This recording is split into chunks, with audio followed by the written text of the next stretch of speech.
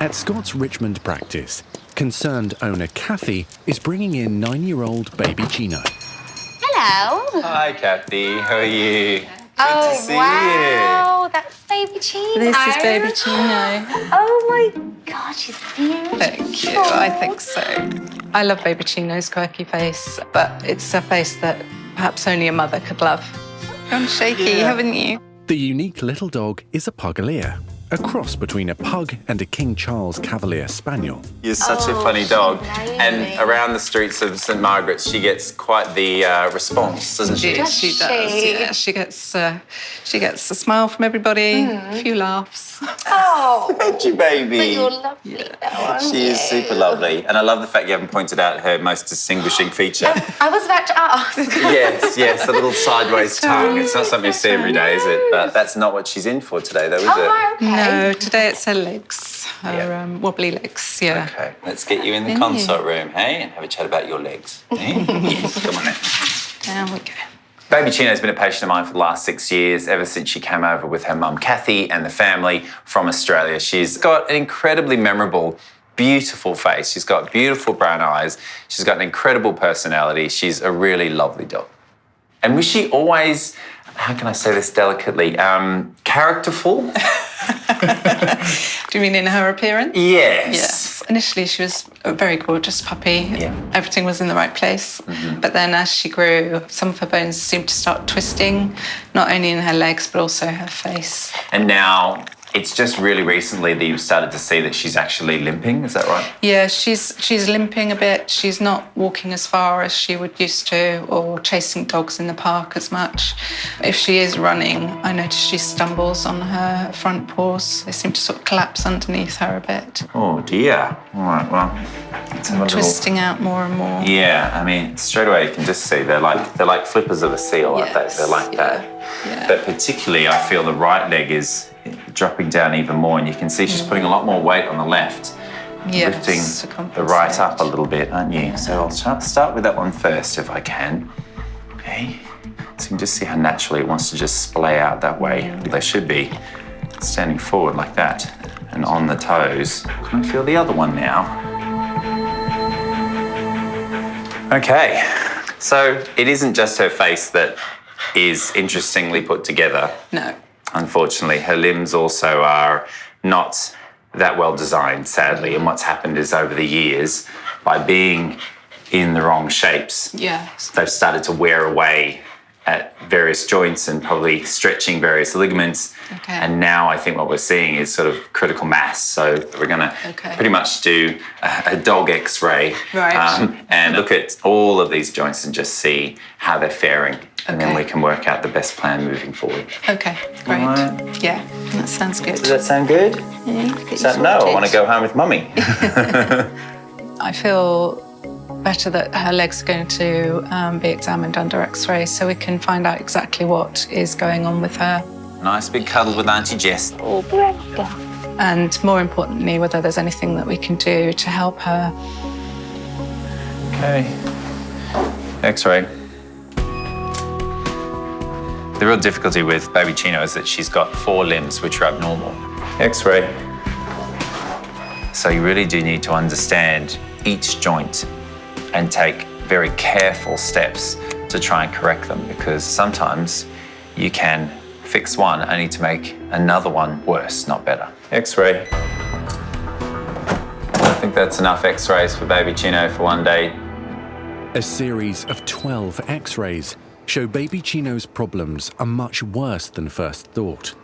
Moving forward, it's very clear that her body is being damaged by the shape of her abnormal limbs. And as a result, there is a really big question mark as to her future, because it's all about quality of life. And eventually, it might be that she doesn't have any.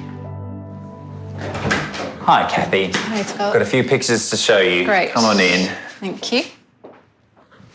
So we've taken X-rays of pretty much every nook and cranny of your little dog in order to understand better what's going on. So what we actually have is 2 limbs, both have different issues, but both causing discomfort. Right. So that's why I think it's best that we send you to a specialist and he'll best advise us, and then we'll work through baby Chino and her beautiful abnormalities. Here she is. Hello. Hello. Yeah, baby. Oh, she's off. Hello. She wants to go home. Hi. Gorgeous. Yeah. You all right now? Yeah, it wasn't too bad, was it? Kathy will take baby Chino to see orthopaedic specialist Michael Hamilton to work out the best way to fix the little dog's painful limp. We'll see if we can get your legs sorted very soon. Yeah.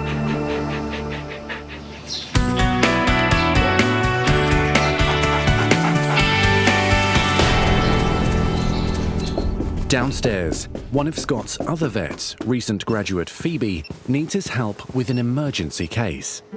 This is Chester. Yeah, hello, mate. He's just sedated at the moment. He's just sleeping. The owner brought him in because he's been vomiting and had really bad diarrhea for about a week now. Okay. So we did some blood tests and it's all pretty normal. And then we did some x-rays and, well, do you want to have a look at the x-rays? Yeah. Oh, wow. The 11-month-old Cocker Spaniel has something suspicious lodged in its abdomen. What do you think it is? Do you think it's like a staple or? Yeah, it's definitely a bit of wire, isn't it? Yeah. Very weird, but it shouldn't be where it is, which is right in the middle of this dog's intestines. Yeah. Certainly the reason why little Chester would have been vomiting so violently for so long. Let's just have a look and see how long it is. It's about nearly 1.5 centimetres. So that would be about, decent size. that could be a staple, I guess, then, couldn't it? The reason that wire is so concerning is that it's got very sharp edges and it can get stuck at points. It can even perforate the gut. If it does so, the dog can get something like peritonitis, which can actually be life-threatening. And the fact that the bloods are okay means that hopefully it hasn't yet perforated, but there's no doubt that that needs to come out and needs to come out straight away. The procedure that we need to perform with Chester is called an exploratory laparotomy, where we go inside his abdomen, we have a good look, we try and locate where this piece of wire is and take it out. Yeah. So let's just give him his GA. You're a good boy. Upstairs, Chester's nervous owners are waiting for any news. I've been really worried about Chester today. It's been really upsetting and really worrying, wondering what was going to happen to him today. Okay, Jess, I'm going to start cutting now. Cool. All right. It's quite common for dogs to swallow silly things. They don't tend to be too discerning when it comes to going to the park, and Chester is an absolute shocker. He's been in for diarrhea numerous times because of silly things that he's eaten in the park. But this time, he's bitten off more than he can chew. He's bitten off wire. So now we have to go through the many feet of intestine and see if we can find it. I think it's quite low down. From the x-ray, so we'll start at the bottom and work our way upwards. Okay. So that's the lymph node. There's the cecum. Basically what we're doing right now is feeling all the intestines, and because the intestines loop backwards and forwards around the abdominal cavity, we're not 100% sure where this piece of metal is lurking. So basically, we're being systematic about it. Phoebe's starting at the top end, I'm starting at the bottom, and we're meeting at the middle to try and find this bit of metal. But after half an hour of searching, Can't feel anything. no luck. The small piece of metal can't be found. What's amazing is I can't actually even feel it. I've never had a foreign body be so difficult to find.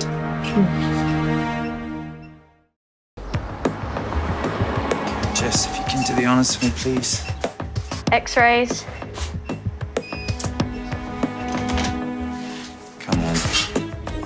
In Richmond, Scott and Phoebe are struggling to find a piece of wire that has lodged in 11-month-old Cocker Spaniel Chester's intestines. In between those clamps on the right, that's what we want. If it's not found, the wire could perforate the gut, which can be life-threatening. To narrow down our search for this little bit of wire, we use the X-ray machine and also some clamps to try and find exactly in what part of the intestine this little bit of wire is lurking in. Oh, is that it? There it is. Oh, wonderful. All right, let's go get it. Okay. We seem to have isolated the bit of wire within 2 clamps, so the amount of intestine we need to rummage through is only a few inches.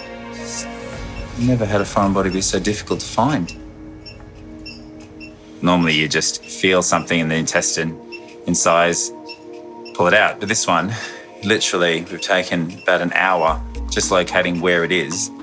And now, once we've worked out the exact piece of gut that it's in, now I'm just rummaging around and hoping to find it. So far, no luck. So I just don't know what we're going to find. How can it be so obvious there and so invisible here? I don't know. Oh, what's that? There it is. There we go. Oh, honestly, you're making me feel like I was going insane. It looks like a staple, but that's absolutely the cause of Chester's issues, because you can think, swallow that and then have that sharp thing passing all the way down your intestines. Oh, thank God, I'm so relieved. I'm just so relieved. Okay, let's flush him out and stitch him up. Flush him out, sit, and then go and have a drink. Yeah? Stiff drink. Yep. So hopefully Chester will be much happier now that staple is out. This dog will literally eat anything. There we go, all finished. Yeah. Is it a worry that I've used staples for this dog? No eating them. Yeah, that would be really bad. All right, let's wake this boy up, shall we? It's been a very traumatic day for everyone involved. Gemma and Michael, of course, have been understandably worried, so I can't wait to get them downstairs, show them little Chester, and reassure them that he's going to be just fine. Hiya, how you doing? Hi. Do you want to come down and see your boy? Thank you. Down. It's quite a long surgery. I wasn't expecting him to have an operation, so it was a shock and very upsetting. So we're looking forward to being able to take him home. Right, guys, come and see your boy. Oh, God. Oh, no. Chester. Oh, my God. That's your little man. Mate. He's like, what have you done to me? It's a little bit like what he's done to himself. Yeah, exactly. Well, this time around, he's decided to eat a staple. Oh, my God. Is that your office? That's at my office. He's got a bed underneath my desk where he sleeps. Right. So that's his comfort when he's when I'm working from home. It really was a close call for Chester. He really has dodged a bullet, or a staple.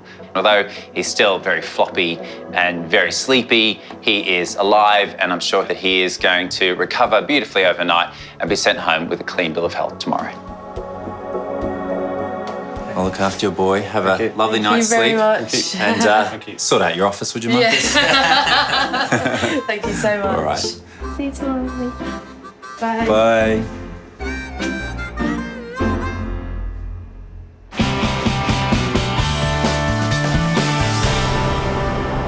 Come on, baby. Let's go and see Michael. See what he says about your wonky legs.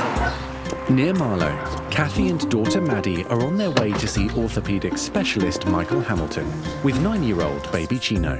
Good morning, everybody. How do you do? I'll shake your hands as well. There we go. Hello, you.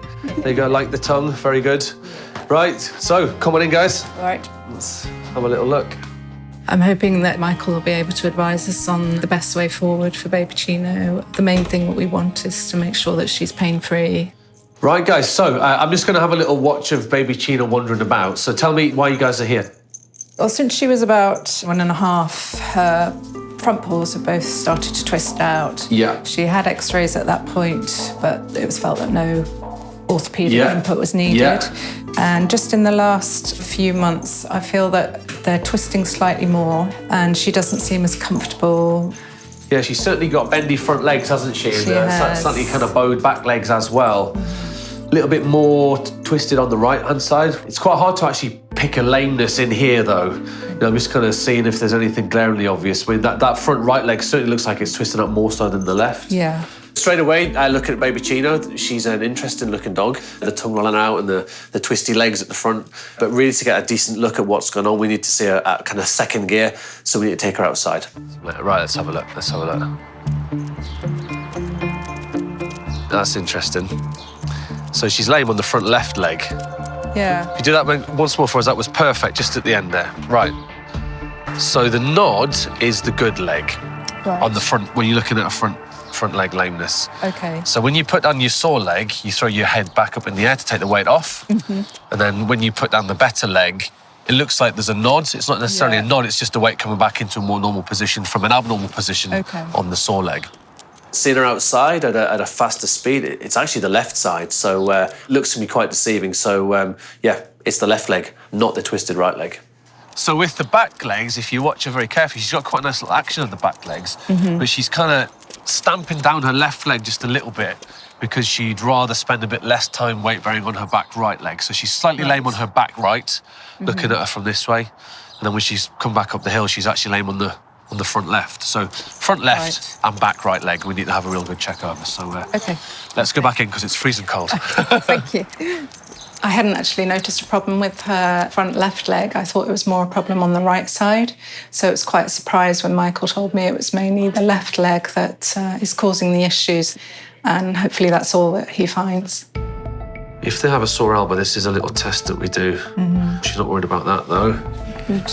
So that leg, twisted as it looks, is actually not that sore on clinical exam. Right, so I'm just going to turn around and do the same on the other side. Okay. So let's just check your wrist again, first of all. Good. Okay. Right, let's just check this elbow then. Right, ready? 1, 2, 3. Oh, didn't like that, did you? Okay. I think if you could ask her how she feels, she'd probably say that her elbow is uncomfortable from time to time, but she probably wouldn't say that it's screamingly painful. Let's feel these back legs. So she's got very bowed back legs, hasn't she? You can see. She's a little bit more lame on the back right leg as well. If you just put a hand under her tummy there for me, Maddie, right at the back. That's her kneecap, which is a little bit on the loose side. Okay. She's stretched her cruciate ligament on there probably quite a long time ago because her shin bone is actually sitting a little bit further forwards than it should be. So I think what we do is we address what is by far and away the worst leg, which is the front left leg at the moment. And then we can kind of see the wood for the trees a little bit. Yeah. She might not need anything doing on the back legs. I mean, you know, it's a very individual set of circumstances, to be honest with you. So the plan is then, so she's got a sore elbow, and it's the kind of thing that we see very commonly in Labradors and Rottweilers and German Shepherd dogs. She's got pain just on the inside of her elbow. So what we'd like to do is see if we can get a camera inside that little tiny joint. It's part investigation to see what's going on, and then you can often do the treatment there and then at the same time, arthroscopically, keyhole surgery. Okay. I see dogs with limps, and the reason they've got a limp is because something hurts. Now, how painful it might be is, you know, it's a kind of a sliding scale, but a dog with a limp has got a sore leg, and it's my job to try and fix it. Yeah, okay. I'm getting nervous now. Okay. It's difficult to say goodbye to baby Chino. I could see that she was getting quite anxious, getting a bit shaky. Come and stay with us. Right then, I'll see you shortly, right? Thank you. But I'm confident in leaving her here, though, with Michael. I know that he'll do a good job, take good care of her, and hopefully fix that leg. Right then, baby Chino. You ready?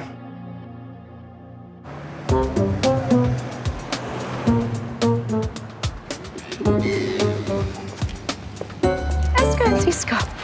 Yeah, come on then. In Richmond, a couple of familiar faces are arriving at the practice. Owner Pam with her 2-year-old British bulldog, Barkley. Come on, come and say hello. Hi, Pam. Hi, Barkley. Hello, boy. Hi, darling. He's in for his facelift. I promise you're going to make him even more irresistible to girls than he is already. Not possible. Oh, really? No pressure. Yeah, oh, I do. I love you. Ever since he was a tiny, squidgy, gorgeous pup, Barkley has been coming to our practice. We absolutely love him. Well, can I tear you away from the girls just for a second, mate? And we better go into the concert room and chat about his eyes, shall we? Fantastic. Come on, big boy. Let's Leave get Maz alone. Hello, Maz. Oh, my goodness. Okay, excuse me, everyone. I just need a moment. Oh, he is gorgeous. Scott's been a huge fan ever since a much smaller Barkley came in for his very first vaccinations. You have got an incredible face, haven't you? It can't be said that you're someone that you'd forget easily. Okay? So, yeah, my face does get remarked on a lot, doesn't it? Very characterful. Barkley is now fully grown, and the trademark rolls of skin around his face are causing serious problems. The big issue, of course, with a lot of British bulldogs is these facial folds. Yeah. Now, I know you put a lot of work in to keep these clean, don't you? It is, daily, literally. And it's cleaning and wet wipes and Sudocrem, you know, so it doesn't get sore or infected. All these skin folds, they're actually leading to this in-rolling of his eyelids and causing him some irritation. Yeah. Roll, normal. Barkley is suffering with a condition known as entropion or in-rolling eyelids. So he actually has his eyelashes rubbing against his eyes 24/7. It's really irritating. We've tried lots of different ways to try and manage it, but unfortunately now he's fully grown and mature. The eyelids are like that and like that to stay. And then also what he's got, which is quite abnormal, is the development of what's called ectopic cilia. So eyelashes that even shouldn't be there. And it's just so irritating. When you get one eyelash in your eye, you know how irritating that is. And he lives 24/7 with that rubbing. So that's just not pleasant, isn't buddy? No, we need to make you comfortable, don't we? So what we'll have to do is two things. The facelift, which is taking sections of skin away from those eyelids and basically kind of rolling them back out and lifting the lids up and down and rolling the natural eyelashes out.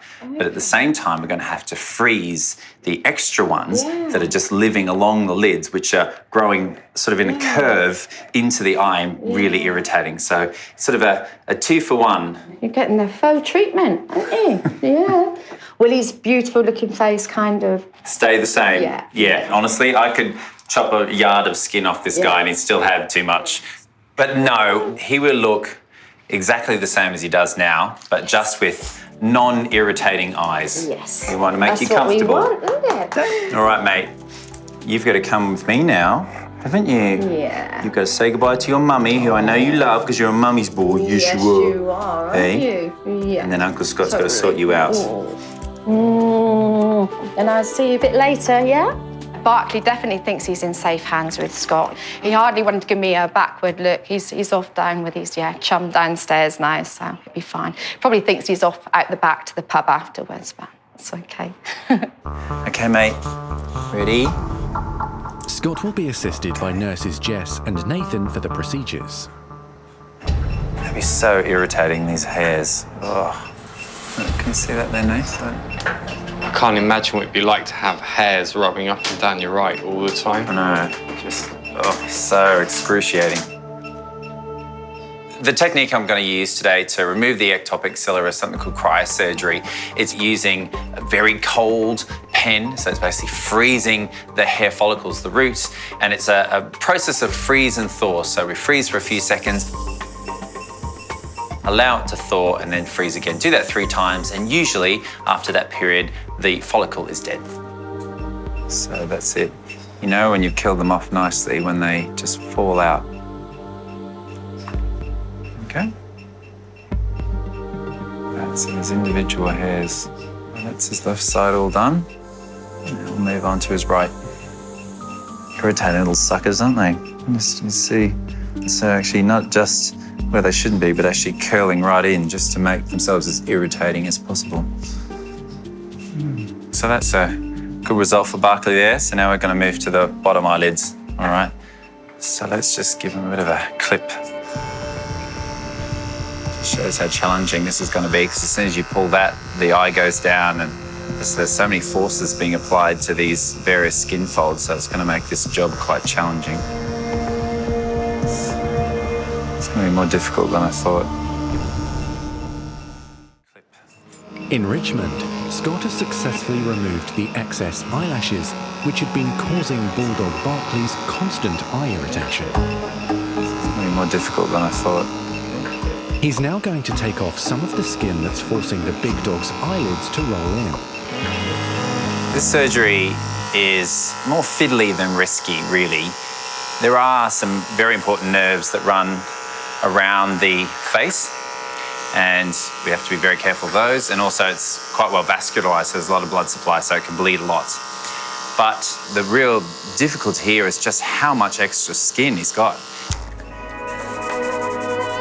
How's it going, Jess? Is he all okay? Yeah, he's doing really well. One lump coming through. Yeah. Okay, so are you guys happy? Yeah. Yeah.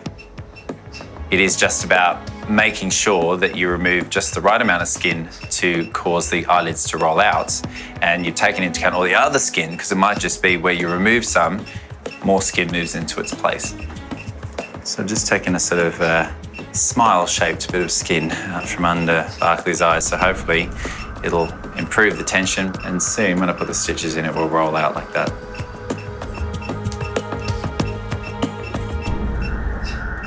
I'm happy with that. What do you think, Nath? Yeah, looks good. The second instant fix, isn't it? Yeah, that eyelid is where it should be. So that's his right eye done, so we'll just move over to the left eye. So this is the one that's the worst out of the two, is it? Yeah, it's rolling in quite a lot, so it's quite tricky because it's right in the corner of the eye, so right deep into that facial fold, so it's quite a challenge. Taken a good amount and then trimmed a little bit more and more just to get the right amount of tension, because what you don't want is to outroll the eye too much, because that also leads to ectropion, which is basically like you've got saucers of eyes ready to catch bacteria in the environment. So I just need to get it just right. All right, that is that. You pleased with that? Yeah, I think so. I always like to see them woken up just to see how it looks once their muscles kind of take hold again. Okay, let's wake this boy up. Come on then, here we go. Barkley will sleep off the anaesthetic before hopefully going home with his owners this afternoon. Hello, mate. Look at that, I can see your eyelids. That's good. Yeah. You might not think it now, but you're going to feel so much more comfortable in a few days. Yes, you are. You have a snooze and a bit of a snore. I'll call you mummy.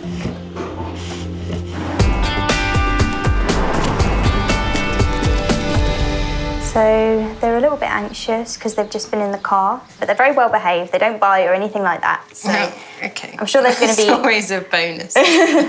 Upstairs, vet Phoebe has brought in her pet rabbits for an important round of vaccinations. Right, come on then, out you come. And helping her is Nurse Sam. So this is Millie and Lily. They're both boys.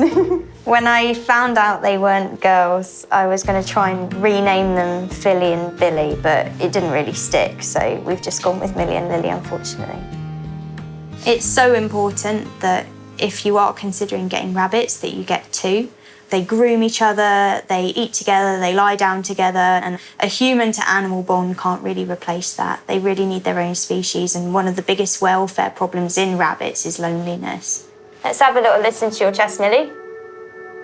You can probably feel her heart going just as much as me. But it all sounds fine. So all good for your vaccination? Like all pets, Phoebe's rabbits need an annual vaccination Okay, so it just goes under the skin. because of the rise of a little-known but deadly disease. There we go. All done. I'll get Lily out. Rabbits need yearly vaccinations just like dogs and cats. Heart sounds fine. There are two main diseases that we vaccinate against in rabbits, myxomatosis, which most people have heard of, and then another lesser known one called rabbit viral hemorrhagic disease. But now there's a new strain of rabbit hemorrhagic disease called RHD2. Most of the time it will present as sudden death, so it's probably a lot more common than people think. There we go. All done. Didn't even notice. You're a very good girl. I mean, boy. There are 1.5 million pet rabbits in the UK, and 50% of them are thought to be not properly vaccinated. I need to vaccinate, and I need to encourage others to vaccinate as well. I'll give her a proper mohawk with a 50s quiff. It's a good look. I don't think she's impressed. Hello,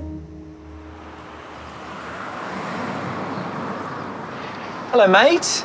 Ah, look, much more back to your normal self, aren't you? There he is. Just give a little groom before you go home. Hey, come on then. Cocker Spaniel Chester has recovered from his big surgery to remove a staple from his intestine. And now he's almost ready to go home. Hey, let's go see Auntie Reagan, shall we? There she is. Hi. Oh, Chester. Hello. The most beautiful eyelashes I think I've ever seen. I know. Let's just check you over real quickly, champ. Hey. Yeah, so his colour's so much better. Got nice moist gums again, that's good. Let's have a little look at your tummy. Let's get your dressing on, good boy. All right, so we'll give you a little brush. Yeah. After some pampering from Nurse Reagan, But his mum and dad can't wait to get him home. Yeah, absolutely. Chester has the all clear to go home with his owner Michael, who has been waiting upstairs. Hey, it's like, no, I want to be groomed a bit more. Come on, Quite mate. chilled out here. Yeah, let's pop his lead on. You gonna go upstairs?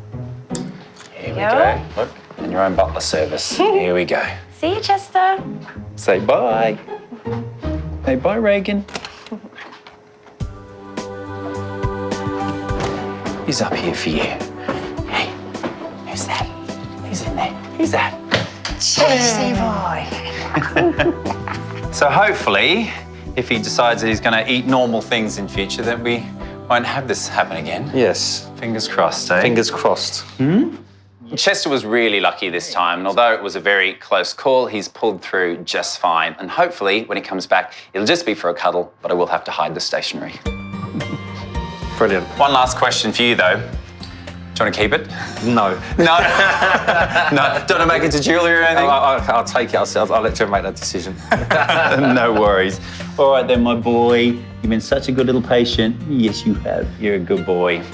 Anyway, well, thanks a lot. You're very welcome. Lovely, thank you. All right, see you soon. Come on, Chester. Bye, mate. Oh, speedy exit to the door. See you, buddy. No more staples for you. Okay, baby Chino. Count backwards from 10. At his practice near Marlow, orthopaedic specialist Michael Hamilton is about to start surgery on little Pugalier baby Chino. Fair enough. I'll just give her a little minute. Baby Chino's been lame on this leg for several months. She's not getting any better, so we're going to put a camera inside the elbow and have a look around. The procedure, known as an arthroscopy, is used to assess the health of the joint and look for any fragmentation of the bone which could be causing pain. Baby Chino is certainly one of the smallest, if not the smallest dog that we've scoped before. So it's a really, really tight fit, and at 5 kilos, I mean, we're kind of pushing it a little bit to try and get in there and do the procedure effectively. Assisting Michael with the surgery are nurses Megan and Louise. So the first part is, so I've just popped a needle in his joint, and we're going to inject fluid into his joint, which distends the joint then.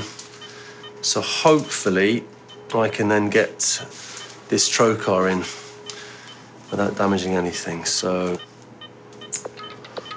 okay, right, lights off.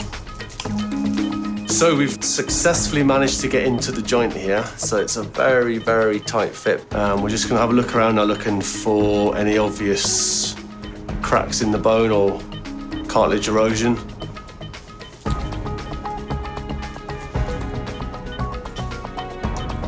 So what we're going to do next is to make a little window into the joint.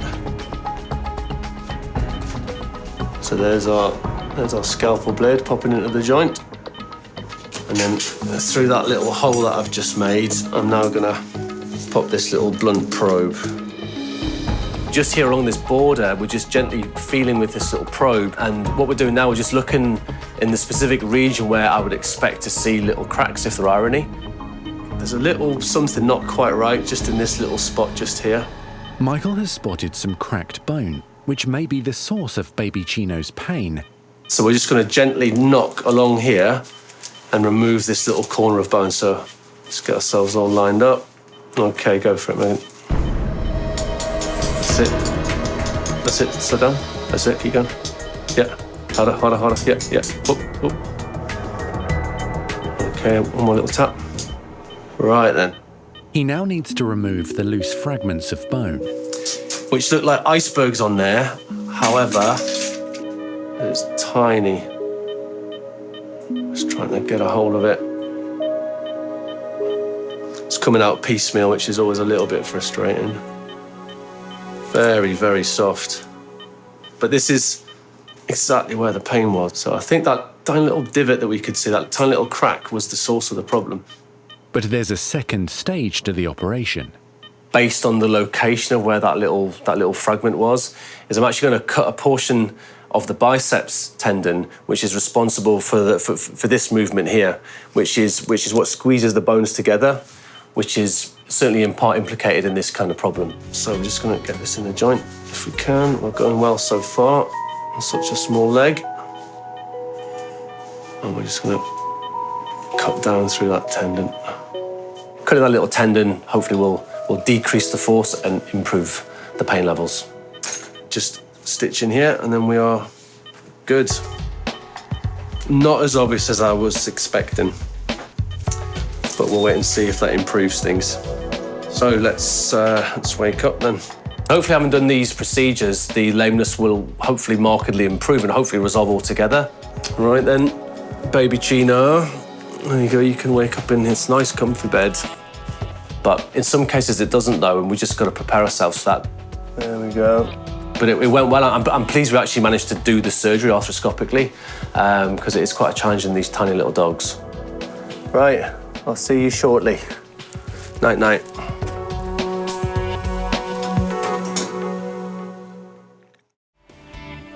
Okay, baby Chino, let's go. Now then, should we maybe get you to walk in to see your mum? It's the morning after baby Chino's elbow operation, and the Pugalier can't wait to go home. Hey, baby Chino. Hello. Good girl. Pleased to see you. Waiting patiently is baby Chino's worried owner, Kathy. So all went well. We found what I thought we'd find. We found a little kind of crack. Yeah. So we've removed the little corner bone and we've cut the little tendon, as I thought we might. And we did it all arthroscopically, which is quite good going, I think, for a 5 kilo dog. So so far so good. She's actually walking quite well. So hopefully she gets better. With the painful front leg now treated, Michael expects that the stretched cruciate ligament on the back leg will have a good chance of healing without surgery. We just got to wait and see. Sometimes it's a slow recovery, sometimes it's up and down. They're all different. So what I would say is if she's kind of better than pre-op by 2 or 3 weeks, that's a really good sign. There we are. Right then, you off you go and recuperate, and we'll see you in 6 weeks. Okay. Well, all the very best. You take care. All right. My pleasure. See you then. See you, baby Chino. Bye-bye now. Come on then.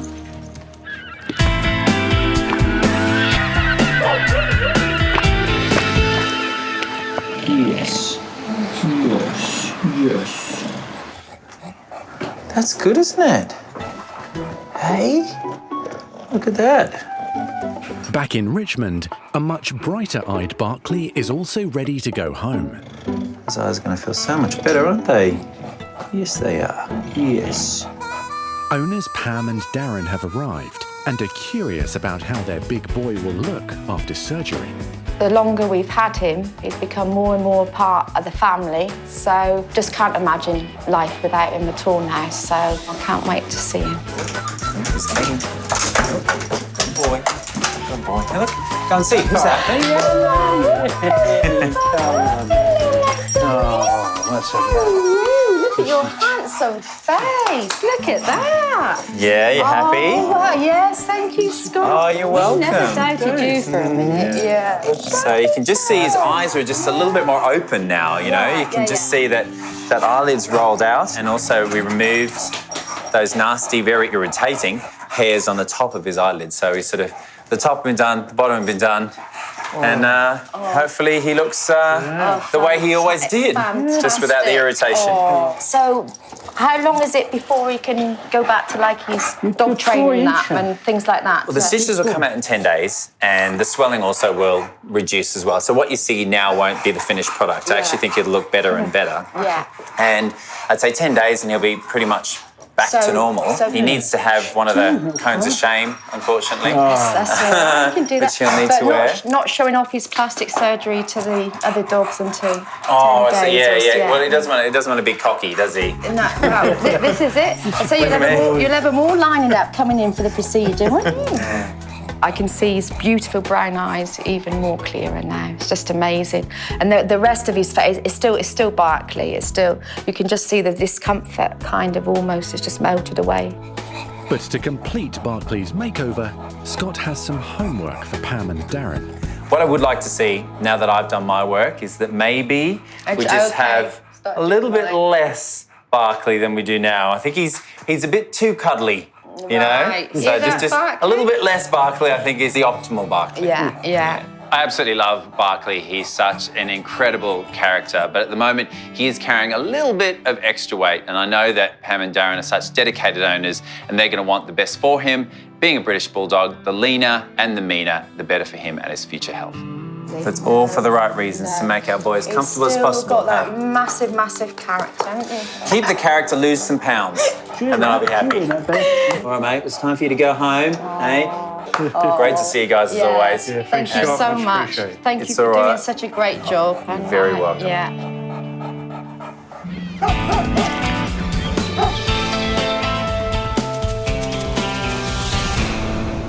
Hey, baby. That's it. Using that leg. 6 weeks after her elbow procedure, baby Chino's rehabilitation is going well. Should we do one leg? And Scott is calling in today to check on her progress. Well done. A couple of times a day I have to do physiotherapy with baby Chino. Stand on this one. That's it. Oh, you're so good. Getting strong, aren't you? She seems more comfortable now on the left leg, a bit more confident to use it. So yeah, it's hard work for us all, but well worth it. Good girl. Hello there, Kathy. This is looking very promising. Hello, gorgeous. How's she been going since the procedure with Michael? Yeah, she's been doing really well. It's a bit slow the first few weeks, but I think she's starting to prove this week. She's got a lot more energy and yeah, she seems to be doing really well, which is great. The last time I saw baby Chino, she had a number of sore limbs and she was starting to struggle. But after going to Michael and having a procedure to clear out one of her elbows, it does seem that 5 weeks later, she's moving much more comfortably and she seems a much happier self again. Oh, that's good, isn't it? Yeah, you do with your legs. Nice, equally weighted, but moving her backwards and forwards sort of forces her to put weight on each leg, which is great. Right, yeah. And we make it a bit more tricky, don't we? Let's pick up this ball. Oh, wow, now you're just showing off. What I can see is that baby Chino is enjoying the session. She's putting in the hard yards and so are you, and getting a good result. Yeah. You know, because the fact of the matter is that your dog is not put together in the most perfect fashion. It's almost as if you were designed by God going through a Picasso phase, you know, just a little on the abstract side. Yeah, but that's a good analogy. Yeah, but I think that, you know, she is responding well, she's smart, and, you know, I think the two of you together are gonna get her through. Yeah. Shall we rename you Picasso? Yeah, that's a good name. Yeah, Picasso.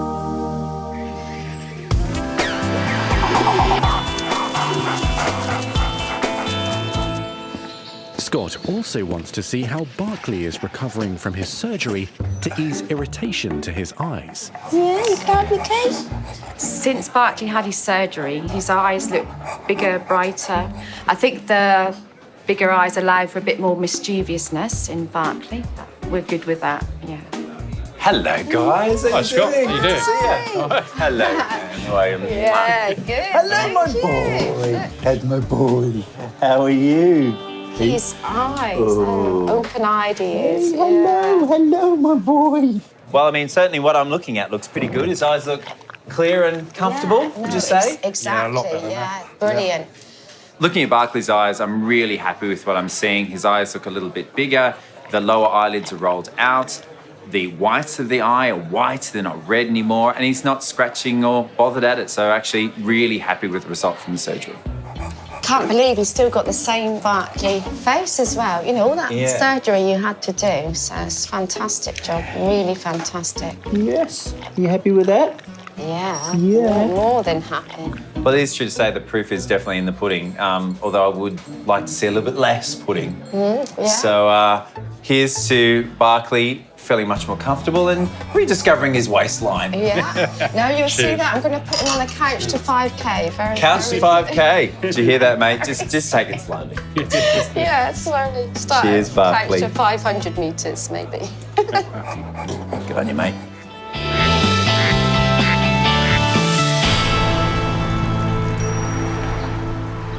A pint-sized patient has arrived at Scott's Isleworth practice.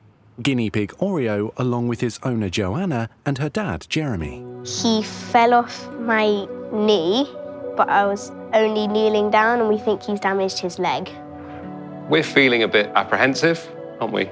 But we want to find out what's going on. Good morning, Joanna. Hi, Jeremy. How are you? Morning. Good, thank you. Hi, Oreo. Hello. Such a beautiful boy, aren't you? I think he's the prettiest guinea pig in all of Isleworth. Would you agree? Yeah. Yeah. And he's got a little brother at home as well, hasn't he? Yeah, Captain Scott. Captain Scott. It's a pretty cool name. Yeah, you can't really beat that, can you? Come on there, little Oreo. Let's go and have a little chat about you, shall we? Come on in the consult room. That's it. Joanna's normally a very chatty child, but she seems very quiet, very subdued. She's worried about her guinea pig. So did he make any noise when he slipped off your lap? Yeah, kind of like a really high-pitched squeak. Okay. Oh, that doesn't sound very good, does it? Okay, well, let's have a little look, shall we? So I'm just going to have a little feel of his back area there. Good boy. So far, so good. Not making any noise there. Hey, lad.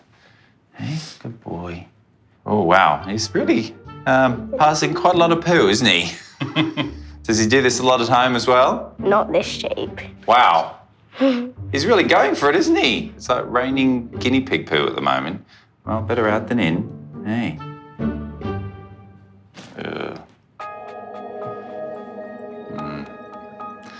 Oh dear. So a guinea pig's leg shouldn't be able to do that. The fact that it can come out on the side like that. So I think there's something quite seriously wrong with that leg there, unfortunately. It happens all the time. So no one should feel bad. They're not like a cat that can spin around and fall beautifully on their legs. They just take the full impact on their legs. And unfortunately, I think that something has gone quite badly wrong in that leg, which is why he's cried out in pain. So what I'm going to do now is I'm going to take him downstairs. We're going to perform an X-ray. Okay. And that'll just allow us to understand exactly what's going on with that back leg. Great. All right. Well, I really appreciate that. Yeah. Thank you. Poor boy. You're going to say bye to Mummy? Yeah?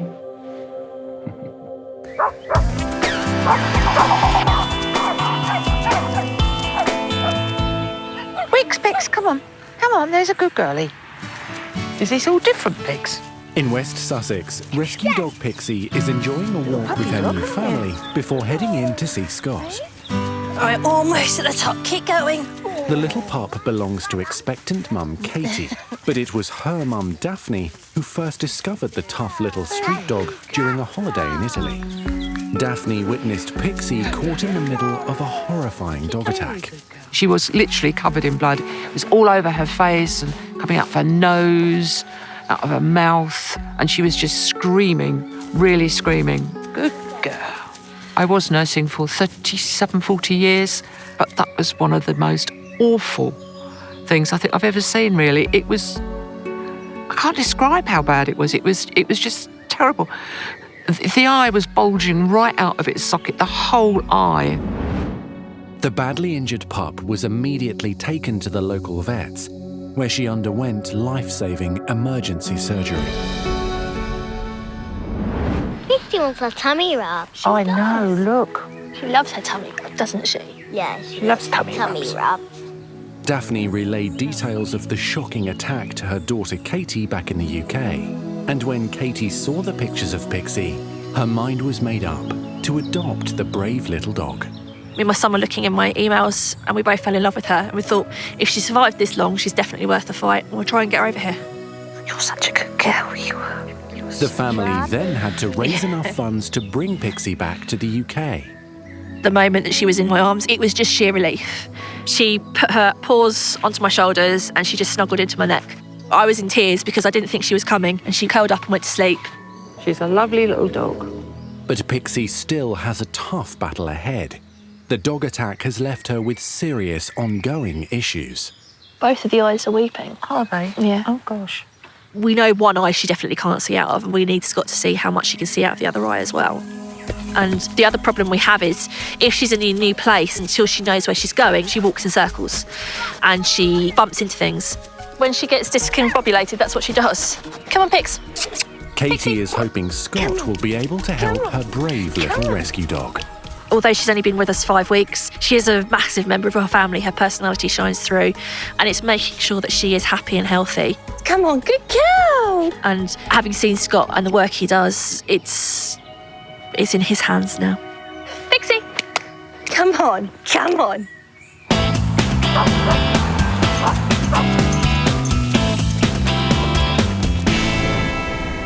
Back at the Isleworth practice, Hey, Gina. Scott and Little vet nurse Oreo Gina here. are about to x-ray guinea pig Oreo's broken leg. What happened to you? Problem that happens up and down the UK on a regular basis, that these little animals get hugged within an inch of their life by their usually young owners. And sadly, this guy decided to leap off little Joanna's lap and has definitely injured this back leg. So you can see that's far from normal. Yeah, yeah, I can see that. We can fix it, can't we? Can't you? I think so. I think we can give it a good go, definitely. All right, let's go through to X-ray. All right, so let's put our little man on the table. An old glove box is used to hold the little pet, still enough for the x-ray. Good boy. He looks quite comfy there. Yeah. X-ray. Oh. Ouch. It is very significantly broken leg. That looks like it would have hurt a lot, but he has fractured his femur. It's a break right through the middle of the thigh bone there. So we're going to need to perform surgery on this boy and try and fix his broken leg. You've been incredibly brave, haven't you? Hey, poor lad. Looking at this X-ray, it's very clear that Oreo has likely been in quite a significant amount of pain.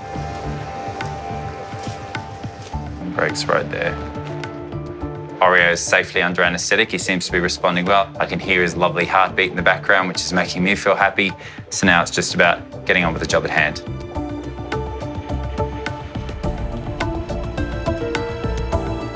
Scott is going to need another set of hands during the delicate surgery, so vet Phoebe is called in to assist. Hi, guys. Hey, Phoebes. Is this our little guinea pig? Yes, little broken guinea pigs. I'm just trying to find the ends of the bone at the moment. Wow, that's not just a minor break, is it? No, it's pretty significant, isn't it? So the problem is that with the fracture occurring, the muscles have contracted. So you've got real tightening, so you've got an overlap of these bones. So what I need to do is just gently encourage them to stretch again. Okay, this is going to be tricky. Okay, so can you see there's the other piece of bone there? Okay. So what I need you to do is to hold that in place like that. So now it's the case of what we need to do. So just with that hand, let's just try and stretch the leg just to get those two pieces back into alignment. Looks like you're getting somewhere. It is quite tricky to try and complete a surgery like this on Oreo because his bones are really tiny and you can't see the intricate details quite as well as a larger animal. Yeah, it's actually a crack. Oh no, that's not good. There's a crack going right up, like really far up into the femur. I don't know. Scott has now discovered a nasty crack in the bone, and that means it's far too fragile to be pinned. Sometimes you can see cracks on x-rays and sometimes you can't. And in this case, it's a very small animal, so this line is going to be just microscopic. So there's a fragment of bone there. Oh. And that is full-on shattered, unfortunately. Now that's out, there's actually a crack going right up to the knee joint. It's just not going to come together.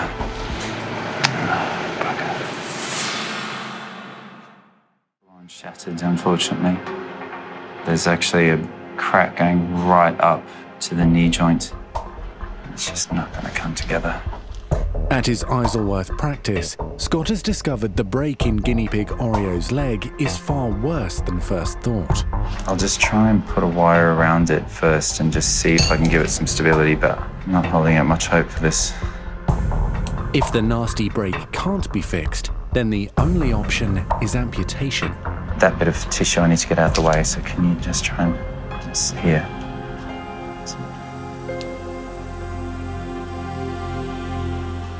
And it's just collapsed, you know, it's just not gonna work. I mean, that's just flapping in the breeze there. There's a huge amount of instability in that part of the thigh bone, and unfortunately, I'm just not going to be able to pin it back together because it's just splaying apart.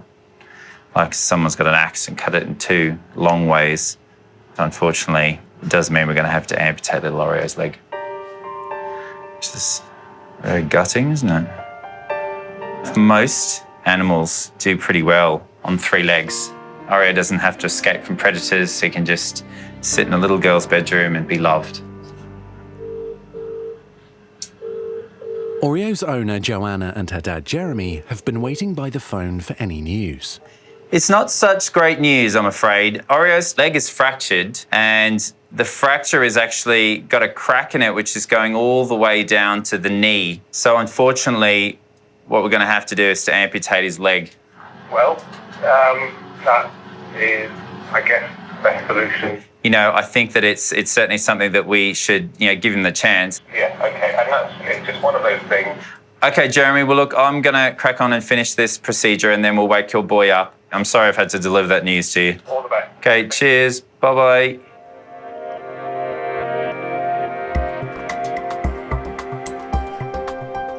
It's tough to call an owner mid-surgery, but in this case, unfortunately, this is the only way to go. Obviously, I'm very disappointed to be Oreo's vet and not be able to get the perfect result, which is to send him home with all 4 legs intact. But guinea pigs are very resilient little creatures, and performing the amputation doesn't mean the end of his life. It literally means the start of a new one. He will have 3 legs, but he will be out of pain. Let's wake this boy up, shall we? He's off already. Good boy. Come on, let's go. Good boy. Oreo will sleep off the anaesthetic before heading home later today. There you go. Mummy will be back to pick you up very soon. Yes, she will.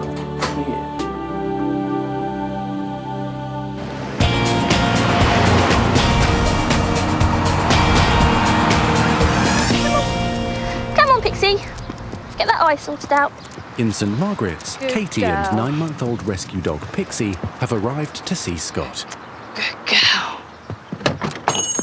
Hello, Katie. How are Hiya, you? I'm pleased to Scott. meet you. Nice to meet you. Nice to meet you. This must be Pixie. Hello, you. Oh, hello. Oh, that's Apologise. yes, quite over familiar straight off the bat, isn't it? Hello. Hello. She does love her cuddles. Oh, even with a vet. Ooh, I think I see what the problem might be. All right then, shall we come into the consult room? Hey, you're going to give me a cuddle? She will. Oh. She'll give you proper cuddles. Little Pixie, the little scruffy fur ball. Straight away, she gives me a hug, which is just absolutely adorable. 2 fluffy paws right around my neck. Loved it. This eye, Katie, tell me all about it. So she got attacked by 5 dogs when she was a very, very tiny puppy. And the actual eye ball came out of the socket. So it was put back in with help of my mum and the veterinary nurse, my mum. So no, let's stop you there, Katie. Her eye popped out of her head. Yeah. So she got attacked by 5 dogs. Yeah. And then so I came Right popping out, out. yeah. And then your mum leapt to the rescue. Grabbed her, put a towel over her face, and they then took her to the vets. But you don't seem particularly traumatised by the whole thing, do you? It really makes me feel desperately sad to think that poor little Pixie at just 5 weeks of age, being set upon by 5 dogs and potentially suffering a lifelong injury. I believe she is a beautiful, special little creature that deserves a lot of love and a lot of treatment. That's exactly what I'm going to do. Let's have a little look underneath that unbelievable fringe you've got going on, haven't you? If you just hold around the shoulders for me, Katie, there. Let me have a look. I know your eyes had more attention than it ever needs, but oh my goodness. Looking at Pixie's eye, you can see, unfortunately, that it is what we call an end-stage eye. It's very small. There's a cataract that's formed within it. So unfortunately, the left eye is completely blind. Good girl. Let me have a look at this one. No, baby. Okay, let's see. Good girl. Does it always flick like that? Yeah. And when she goes into somewhere that she doesn't know, she does circles, she bumps into things, and the perception isn't great. So worried about the other eye as well. Yeah, for good reason. That is relentless flicking. Looking into the right eye, I was quite hopeful that this would be a functional, happy, healthy eye that was completely normal. Unfortunately, it isn't. So I just wouldn't mind plunging us into darkness for a second. Can you just turn the light off? So let's see.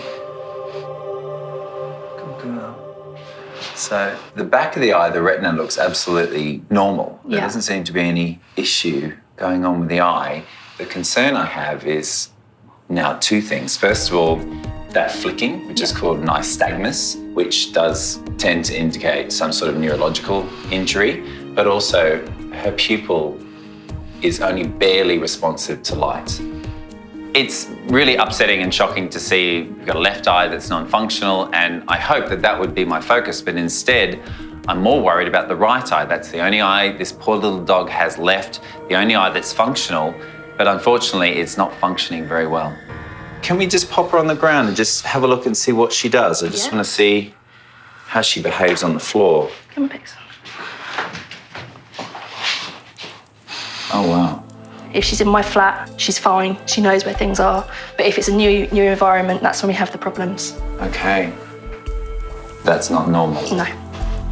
It's really distressing to see the clinical symptoms that little Pixie's showing. She's a young dog. She's already been through a massive trauma with her eye, and now it seems she has this neurological issue. It's very sad.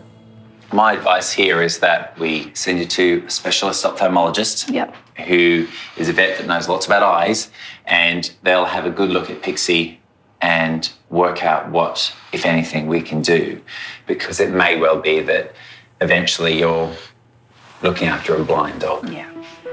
A very beautiful blind dog, however. It was very shocking. Wasn't expecting it, but she's a fighter. She's fought this hard for this long, so at least we can move forward in the right direction. You know, as tragic as this is, the one benefit of youth is that she just goes, well, you know, I barely remember seeing, so actually I just get on with it. I love my new family, you know, and I'm going to make the best of it. Good.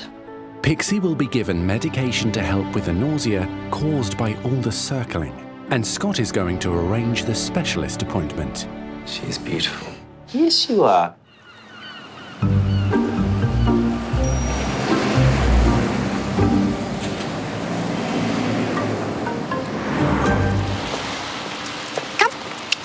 In Richmond, 4-year-old French bulldog Winston is coming in with his owner, Cara. Hi, Cara. Hi. Hi, Winston.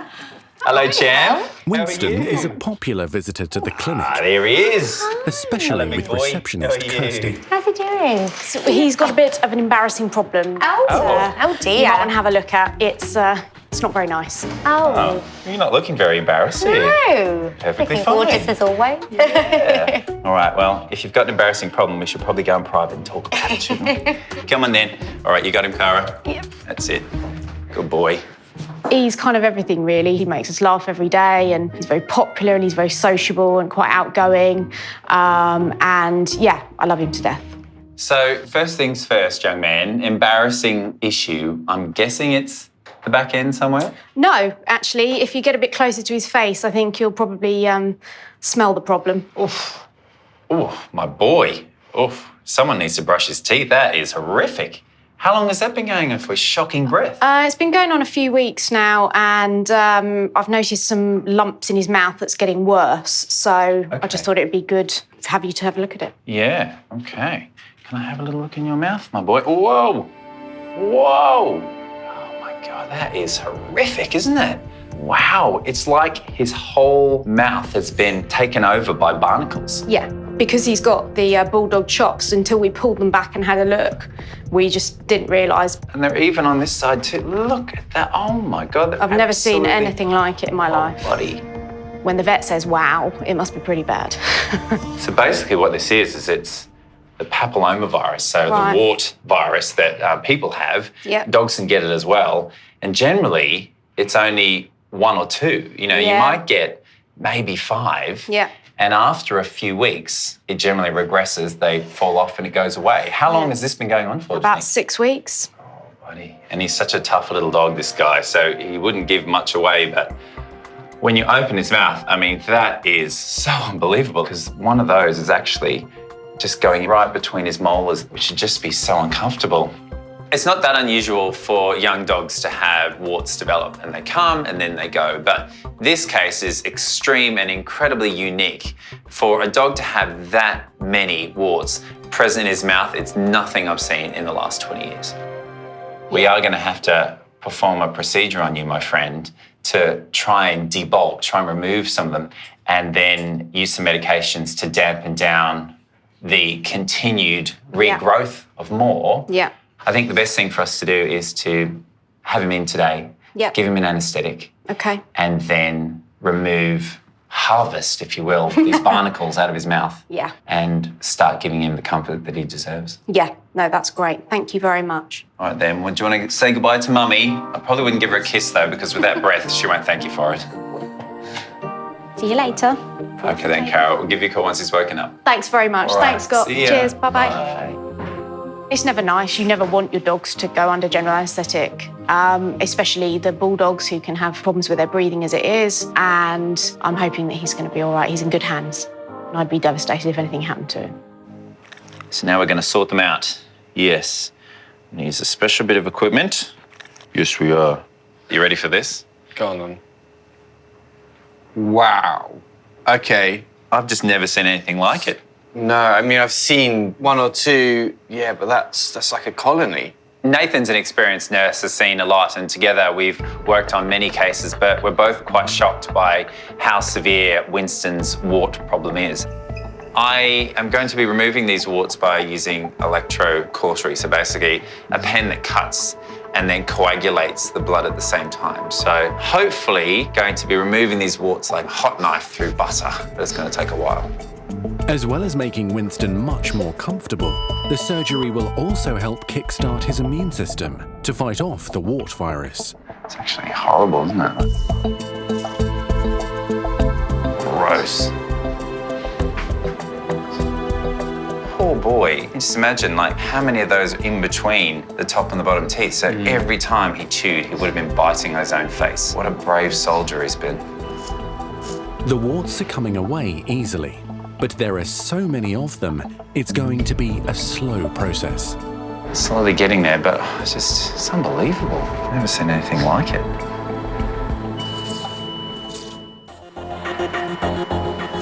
Never seen anything like it.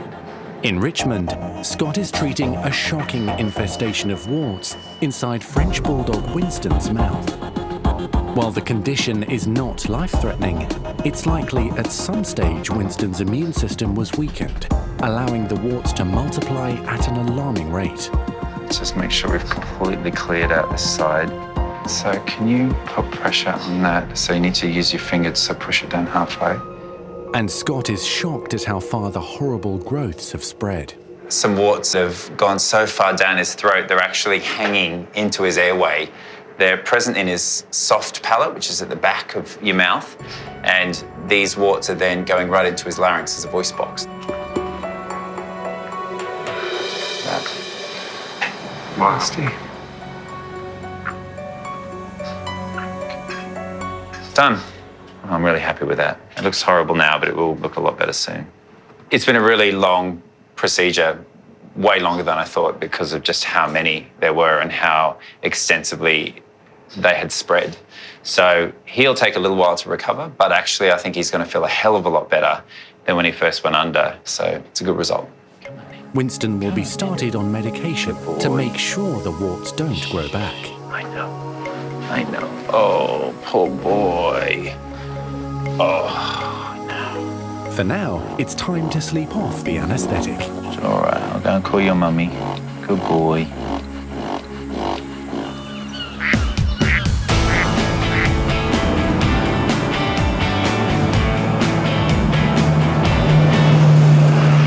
Come on then, let's go in.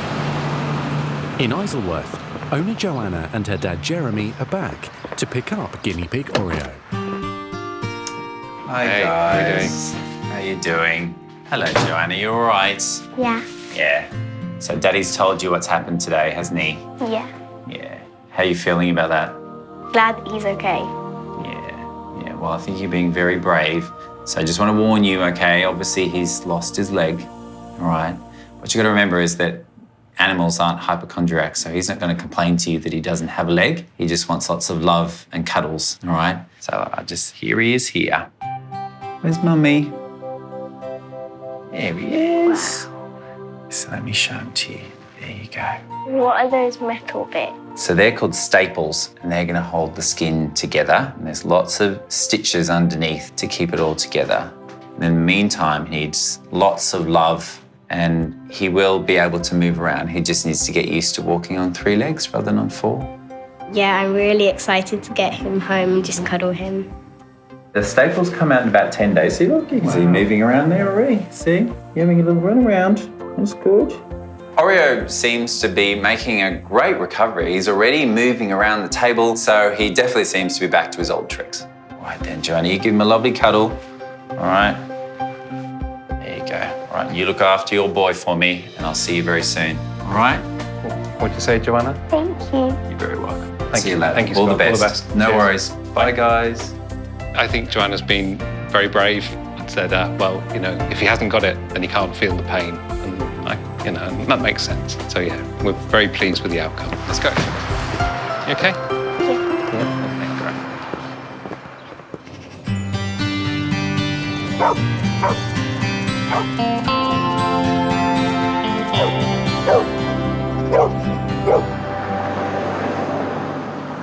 Over in Richmond, Winston's owner Cara has also arrived to take her French bulldog home.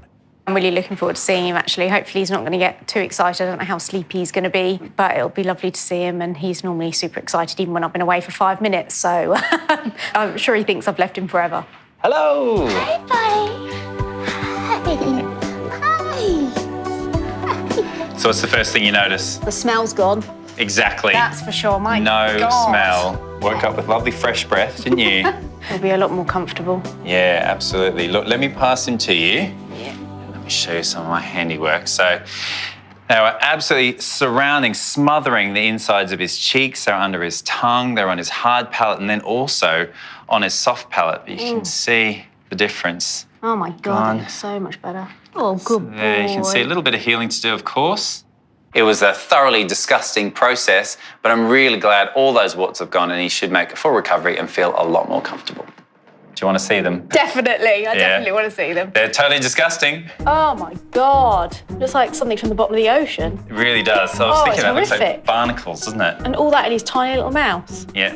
Absolutely shocked by how many were in his mouth. We knew there was quite a lot, but I'm pleased they're now in a dish and not in his mouth anymore.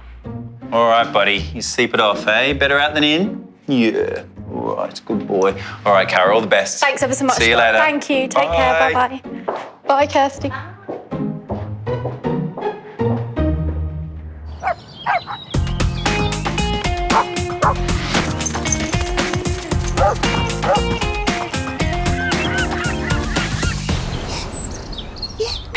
Pick, come on.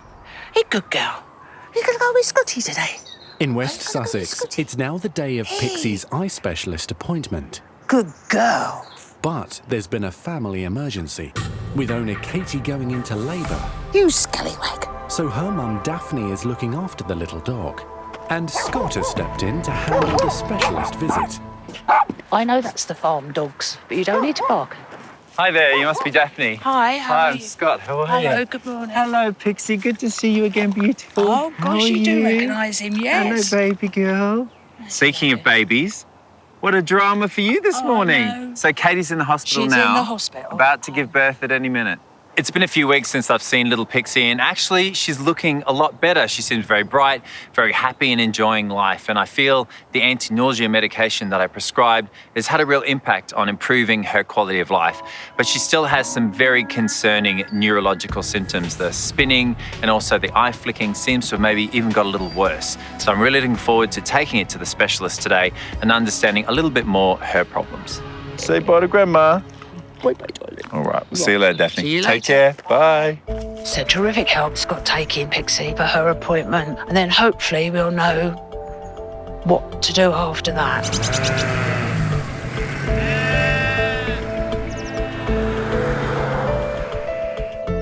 That's a good girl. Here we go. Here we are. Let's go and see the eye doctor. Come on. Ophthalmologist Rob Lowe is handling the consultation. Hi there, Rob. Hi, Scott. Lovely to meet you. Nice to meet you as well. Hello. This must be Pixie. is your patient for the day. This is Pixie. She has quite a few fairly horrific injuries that she suffered in Italy, and unfortunately her sight is not great. So you're the man to see about that. Well, hopefully so. Lovely. Right, if you'd like to come on through this way, we'll Yes, have a little please. look. Great. Come on then. Come Let's on go. then, Pixie. Good girl. Good girl. I'm feeling a little bit of pressure right now because it is a first for me to be squiring a patient of mine through a specialist appointment, all the while the owner is trying to give birth in a hospital. So that's definitely a first for me. I just hope that I do a good job and that Pixie comes through it okay. Let me have a little look at this eye. Well done. So just looking at hand movement towards the eye, as you appreciated, there's not much response to that hand movement, and yet she's quite capable of blinking when I touch the eyelids, which indicates that we've got a problem with the visual signal being sent up to the brain. So we're going to take a bright light and shine this into the eye now, and what we should see is a constriction of the pupil, and there should also be a blink response as well as the eye tries to protect itself from the external bright light. And we can see that there's no constriction of the pupil occurring, and there's no blink response, indicating we're lacking a dazzle response as well as a pupillary light reflex. The tests done by Rob confirm Scott's suspicion that not only is Pixie blind in the damaged left eye, it appears she also has no vision in the right eye either. Good girl. Scott now wants to show Rob her strange circling behaviour. It's a little like a whirling dervish. She just goes in circles, particularly when she's stressed. So she's circulating round to the right the whole time. There's no signs of her actually being able to turn around to the left. It would definitely suggest something more central. No, that's not just a simple eye problem. No, there's something more going on. Okay. Having examined Pixie, we've found that she is unfortunately non-visual in her one remaining good eye, and we have certain signs such as the flicking of the eye from side to side and the circling, which suggests that this is a central nervous disease problem rather than a problem directly with the eye itself. Okay, little Pixie, you're going to come with me. We'll get you introduced to the anaesthetic team, get you anaesthetised and get your CT performed. To work out what might be causing Pixie's behaviour, the little dog will now undergo a CT scan. Great. All right, bye, beautiful. Yeah, well done. All right, see you on the Okay, other we'll see side. you in a little bit. See you in a bit. Thanks very much. Taking a CT scan gives us a 3D image of the brain and the skull. Good girl. The biggest concern would be is if we were to find some sort of growth, and that would be absolutely devastating. So I don't know what we're hoping for, but we're definitely hoping not to see that. Okay, let's just slide you back a little bit. Assisting Rob with the CT scan is Nurse Emma. Let's get you settled. So under the CT scan, we're looking to see if there's any skull abnormalities and any asymmetry. We're also going to be using some contrast to highlight any vascular areas within the brain which may indicate that there's a growth or something like that within the brain itself. Okay, oxygen's on. Okay. Okay, we're connected up. Sending through, okay? Okay. I just hope that this isn't going to be an ongoing deteriorating problem for her, and that's my big concern at this stage. We're looking nice and straight there. Sending through, okay? Okay. In Hampshire, Pixie's undergoing a CT scan to shed some light on the damage caused by the vicious dog attack, which has left her with failing eyesight and odd circling behaviour. How are you getting on? Yes, well, we've got some great images through. Really now we just need to work out what's happened. So we've had a look at the skull, and if we do a cutaway of this 3D model here, as we look at this also in cross-section, we can see here that what should be a nice, bony, hard palate running in a straight line, pretty much back to this area and then forming the base of the skull. So lots of gaps within there, and it looks like it's been displaced up towards the brain as well. And then we've also got this advancement of bony-like material into the brain cavity itself. So there are a number of processes going on here which may well start to explain why we're seeing these neurological changes with Pixie. So it seems like this dog has been bitten and that skull has been crushed. Yeah, that's what we're seeing. This is more of a crush injury rather than a straightforward fracture, and that's pushed bits of bone in where it shouldn't go, and that's what's probably causing these brain injuries. Does it surprise you that she's still alive? Not only is she alive, but she's a happy little dog. Yeah. And that's just testament to how well dogs cope with adversity like that. Her eyesight isn't going to get any worse because, unfortunately, there is no eyesight left anyway, so she's not going to miss that any further. And in fact, what will happen is over the next couple of months, she'll spend quite a lot of time adapting further to that loss of eyesight. And that's what Pixie has hopefully got to look forward to, is that adaptation and getting back to a semblance of her normal life. Come on, sweetheart. Good girl. Let's see it. Oh, poor baby. While Pixie's blindness and brain damage can't be reversed, Scott's optimistic that a care plan can be worked out with her family that will give her a good quality of life. This little girl is such a fighter. She's woken up quickly from anaesthetic. she's no worse for wear. And considering the extent of her injuries and just how catastrophic those changes are, what a plucky, strong little girl. So proud of her. So brave. Good girl. You have a little rest. Eh?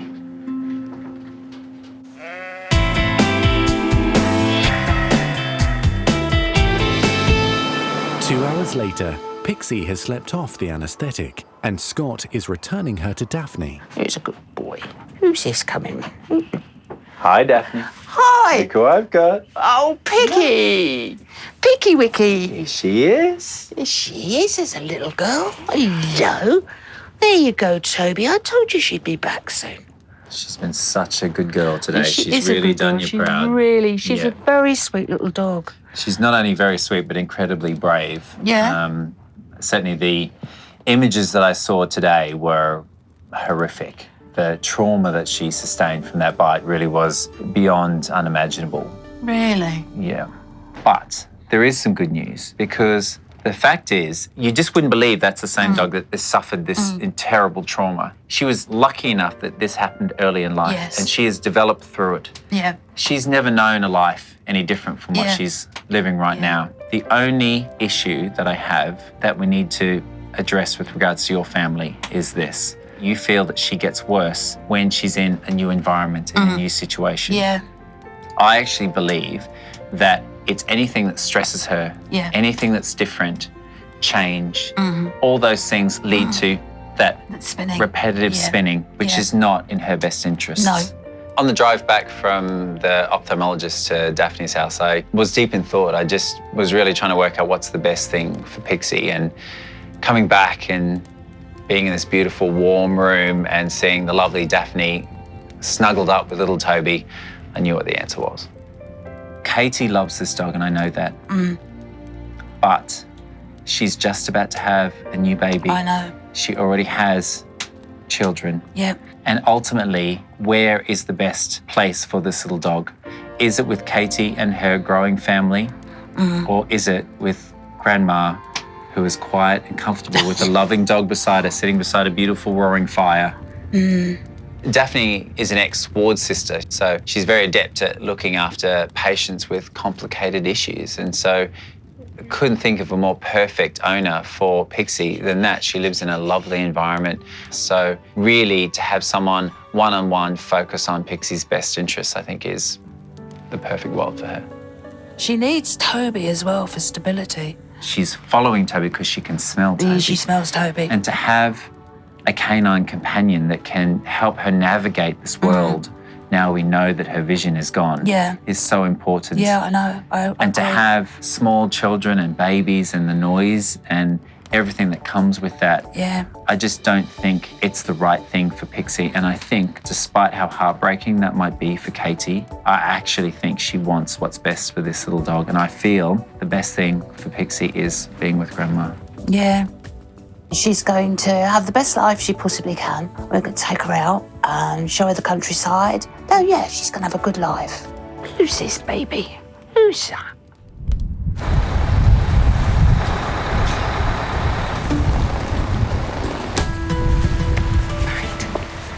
Here we go. 5 weeks after his operation, guinea pig Oreo is back with Joanna and Mum Rachel for a checkup.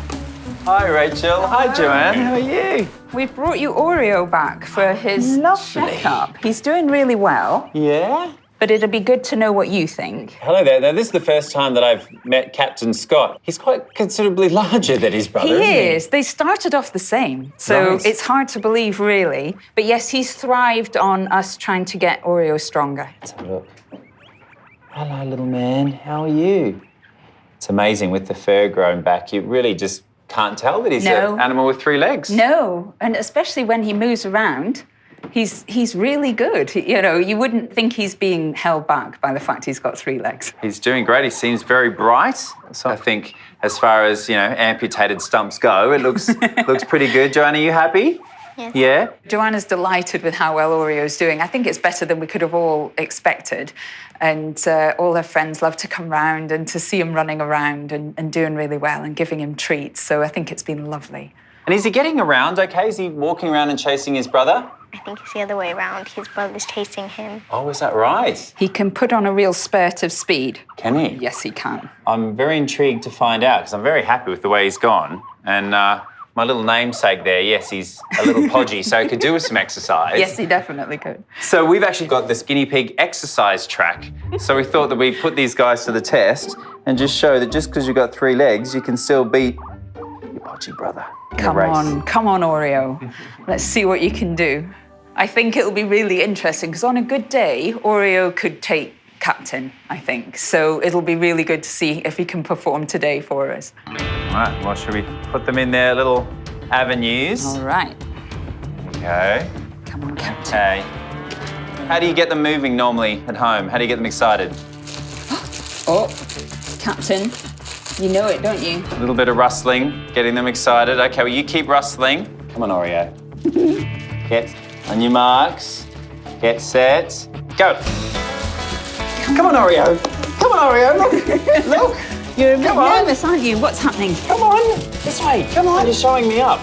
Putting Captain Scott and Oreo in the guinea pig run and then releasing the beasts, they seem disinterested totally. They're barely moving, but I think it's just because they're a little bit nervous. Maybe they have a little bit of stage fright, but either way, I can see them moving a little bit, and certainly Oreo is doing really well. What's that? Oh, we're teasing him up the avenue. No cheating.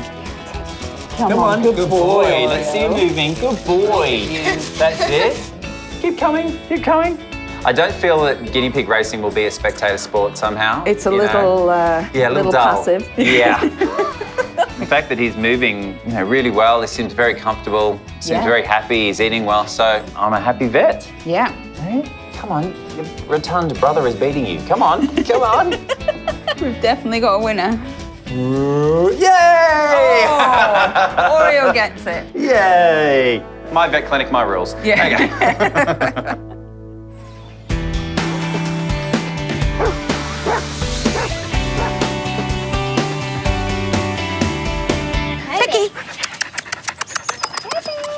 6 weeks later, and there's good news all round from Pixie's family. Hannah, Pixie likes flowers. Does she? Katie delivered a healthy boy named Harry, and her little rescue dog Pixie is now enjoying a much quieter life with Katie's mum, Daphne. Picky, come. Picky, come. Good girl. Pixie's doing really well now. She's not spinning as badly as she was. She's putting on weight. She's developing into a lovely little dog, which is wonderful. It's also Pixie's first birthday, and Scott has stopped by to help celebrate. Hello. Hello, guys. Hello, How are you? How are you? Good. Mwah. Congratulations. Who's this little man? This is Harry. Hello, Harry. Aren't you gorgeous?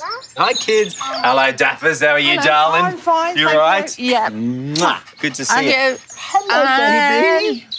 Hello. Toby. Hello, mates. Thank you very much. And the birthday girl. Hi. Hi, hi, hi, hi. Today is an unbelievably special day because this gorgeous little dog who's had such a harrowing existence so far has made it. It's her first birthday. Well, Mummy really does well and truly have her hands full. Yes. So Pixie coming to stay here with Grandma in this gorgeous environment. It's the right decision for her, and it's the right decision for us as well. Although we do miss her, we miss her terribly, don't we, Bobby? That's the tough thing about being a dog owner, isn't it? It's just like being a parent, you have to put them first, and the best thing was for her to be here. She fits in, she's just a member of our family. Doesn't matter if she lives with me, doesn't matter if she lives with my mum, she's a member of our family, and that's all that there is to it. All right, well, I'd like to see this little princess in motion. Hey, should we see what you like taking for a little walk? Hey, She a little walk? Does she? Well, let's have a look, shall we? Pixie, come. Hey, look. Well, that's awesome. Good girl. Pixie's case has been different from the usual. I haven't been able to pick up a scalpel and fix the dog. I'd say if I was walking in a park with a dog like this, I don't think people would know she was blind. Instead, this has been a case of support and of care, looking after a family and helping them through a tough time. And it's wonderful to have a day like this where we can all sit together, joyful and happy with the dogs that we love. It's very special indeed. Well, a birthday party isn't a birthday party without some presents, is it? What's in here? Look, this is for you. Wow. This is for you. Yeah? And this is for your little brother. There we go. Oh, it had to be doggy. Yeah, no, thank you so much. There you go. Thank you. There you go, little Harry. It's as big as him. It is. There you go. And this is for you, my little princess. There we go. Happy birthday, baby. Here's to many more to come.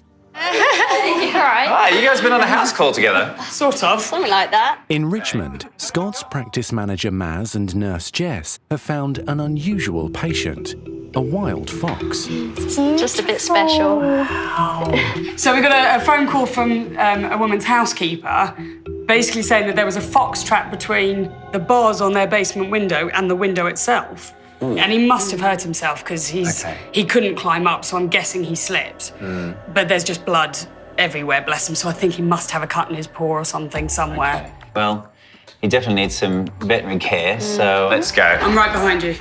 Obviously, we're all a bit nervous as to what injury the fox has got. We're hoping it's nothing too bad, but obviously until Scott has a look, we're not going to know for sure. Maz, if you can gently lift the top off at the same time as I'm going to just sneak my hand in and just try and pin him. And then, Jess, if you can put the muzzle on.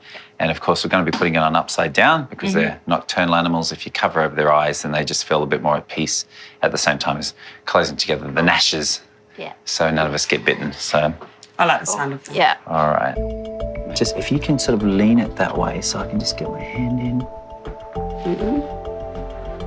Nice. Nicely done. Okay. Hello, beautiful. All right. It's all right, honey. It's okay. It's all right. Poor city foxes do get quite a bad rap because they make a lot of noise at night time. They break into people's garbage bins.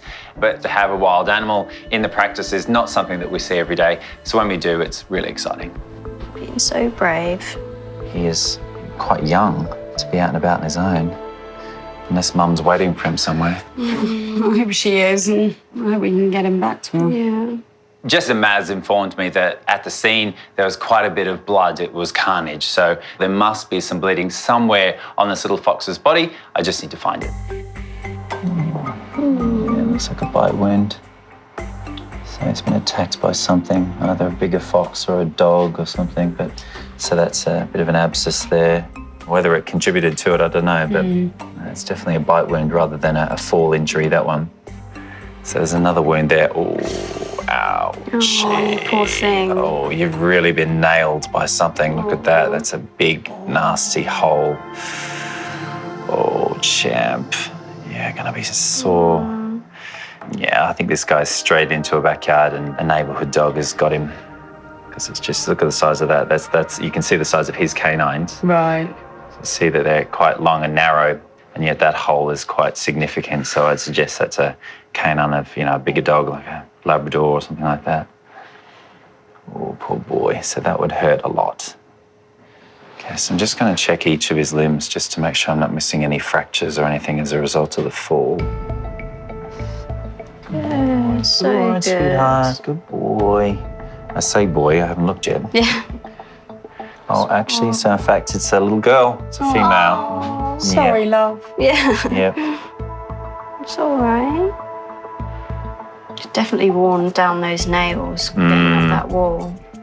So the same injury is present in both feet, and that's where I think the fresh bloods come from. She's been scrabbling away where she was caught between the wall and the window, has basically ripped the ends of her nails off, and there's been quite a bit of bleeding from them because the nails have a good blood supply and they'll bleed very easily, particularly when an animal is stressed, and certainly this young fox would have been when she was caught down the side of this building.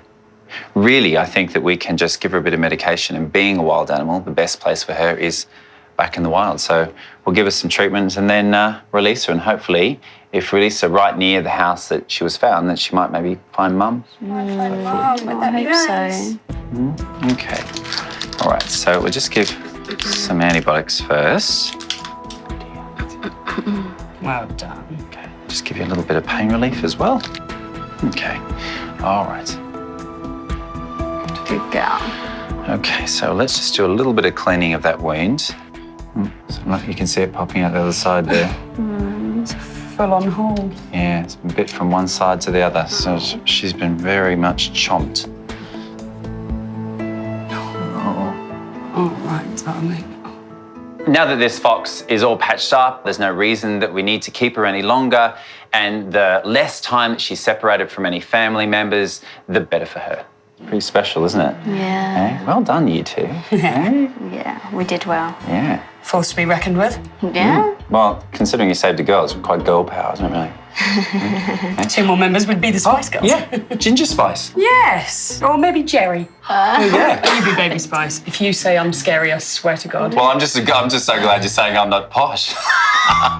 Foxes generally are solitary animals, but being that this girl is still quite young, I'm hopeful that Mum or Dad might be waiting for her in the park. So now that she's all patched up, let's set her free and hope that she'll be reunited with her family. 3, 2, 1, go. Well done, everyone. Good girl. Good girl. So good. All right, shall we go and release her? Yes, let's. Yes. Let's do this. Exciting.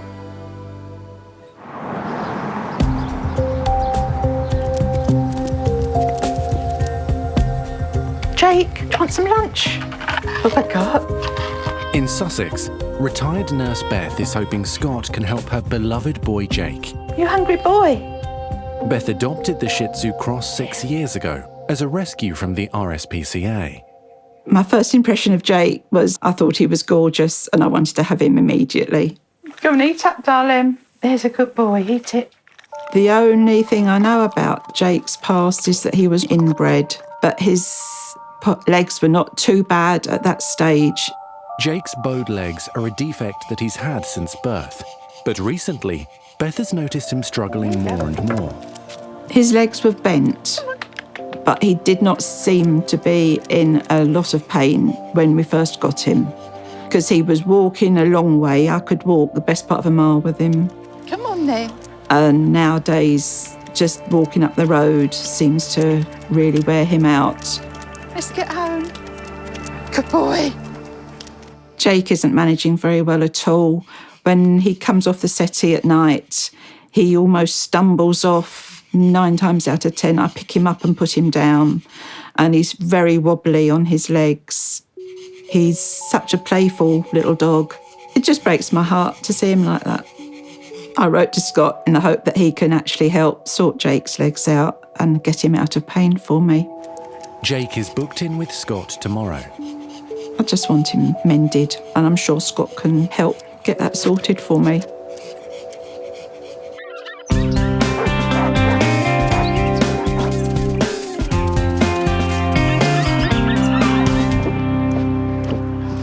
Come on then, you. Let's take you home. Yeah, it's very exciting. In Richmond, it's time for the rescued fox cub, affectionately named Jerry, to be released back into the wild. Look, she's so excited. You know where you are? Are you home? Yeah. Oh, love her. Really looking around, Oh, isn't I she? hope you find everyone. So Jess and I wanted to try and get Jerry back home. Obviously, we don't know where that is, unfortunately, so we've gone for the park just opposite where we found her and hoping that she'll be able to find her way home from there. He looks good, doesn't Yeah, he? I think this would be good. She looks like she knows the place. Oh, what do you reckon? I'm so excited. Hopefully your mum and siblings are around here somewhere. We've only spent a short time with Jerry, but it's just amazing to be up close and personal with a wild animal, and she is beautiful. And to know that you've actually helped her is just amazing. It's a real privilege. Okay, you ready to go home? Ready? Go on then. Oh, there she goes. Yay, go on. Go on, they've got to be around there somewhere. She's having a good look. She is, isn't she? Oh, that's so cool. She really does know where she is. Off she goes. Bye, Jerry. Yeah. Bye, Ginger. What cutie.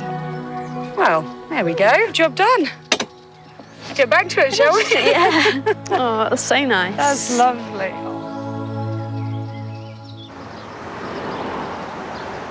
Having watched the show, I wondered if you could give me some advice on how to get my dog out of pain. You can see from the photos, his front legs are very crooked. Gee, wow. Awful. See that sort of heart shape going on in between his... Totally bent inwards, aren't they? Yeah. At his practice, Scott is waiting for the arrival of Beth and little bow-legged Jake. Please, can you help me? Of course we can. Absolutely. Look forward to seeing him coming in, and we'll see what we can do about those poor boy's legs.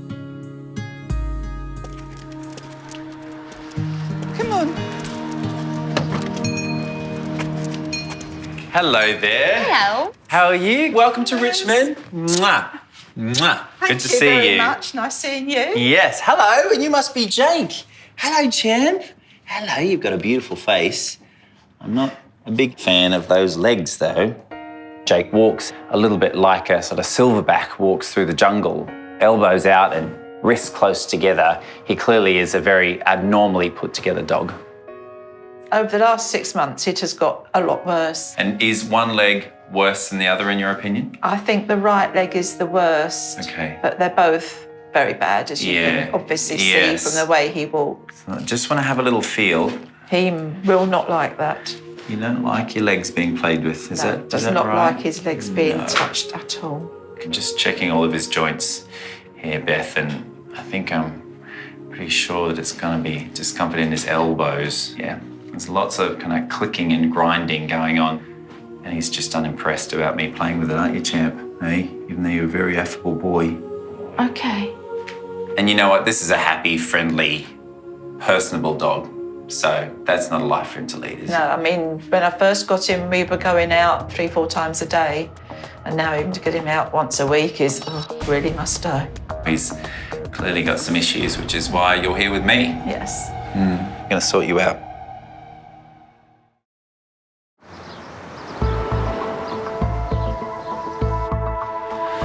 Okay, good boy. Downstairs at his Richmond practice, Scott and Nurse Jess are anaesthetising Jake so they can x-ray his legs. Right, so do you want to take him through, Jess? Okay. Come on, mate. So, giving Jake a sedation allows me not only to have him still for x-rays, but just to examine him a little bit better. He really has the most awkward shape forelimbs, and the best way to see those better is with an x-ray. X-ray.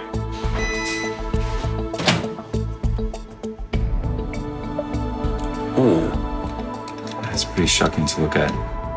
Poor Jake. Not looking good.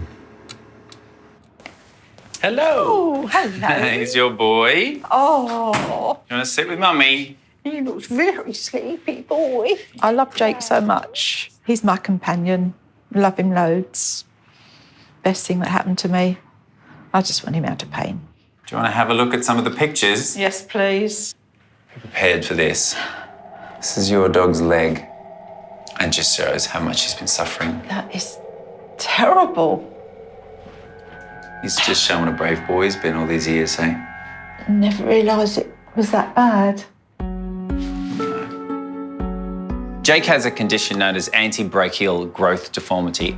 This condition can manifest in lots of different ways, but for this boy, because both limbs are the same, my guess is that at some point the growth plate, which is the part of the bone which allows bones to elongate, has fused on just one of the bones. The other bone in the forelimb continues to grow, and so that leads to a sort of banana-shaped limb. Oh, and also, that is really bad. Beth, we need to remind ourselves that you didn't breed this dog. Yeah. You just rescued him, yeah? So he's lucky he's with you. Yes. The cause of this particular condition, unfortunately, is genetic. This is not a dog that's come from good stock. His parents, at least one of them, would have had these same angular deformities, which would have led to that dog having discomfort in middle age. But instead of going, you know what, that's not a great dog to breed from, they bred it anyway, and now Jake's here with the same problem, and that's just ignorant. I'm absolutely gobsmacked at how he's stood the pain. It's a very brave little dog. These joints have been through a lot of deterioration for a long time. And unfortunately, right now, it's just got too much for him. And so he's gone from being extremely brave and coping to not coping. It's just shocking. I feel like crying my eyes out for him. The key here is to get the best advice we possibly can get you. And that's going to a specialist, because you can see that this is a fairly special case. I'm going to send him to my mate, Michael Hamilton, who's a specialist orthopaedic surgeon, who will hopefully get to grips with Jake and try and make his problem a little better. I don't need to do any more walking, so shall we have a little cuddle and walk out with Mummy? Shall we? Eh? Good boy. I feel that now I've seen Scott, that we're going to be getting somewhere, and hopefully Jake will be out of pain relatively soon. Come on then, you big baby, eh?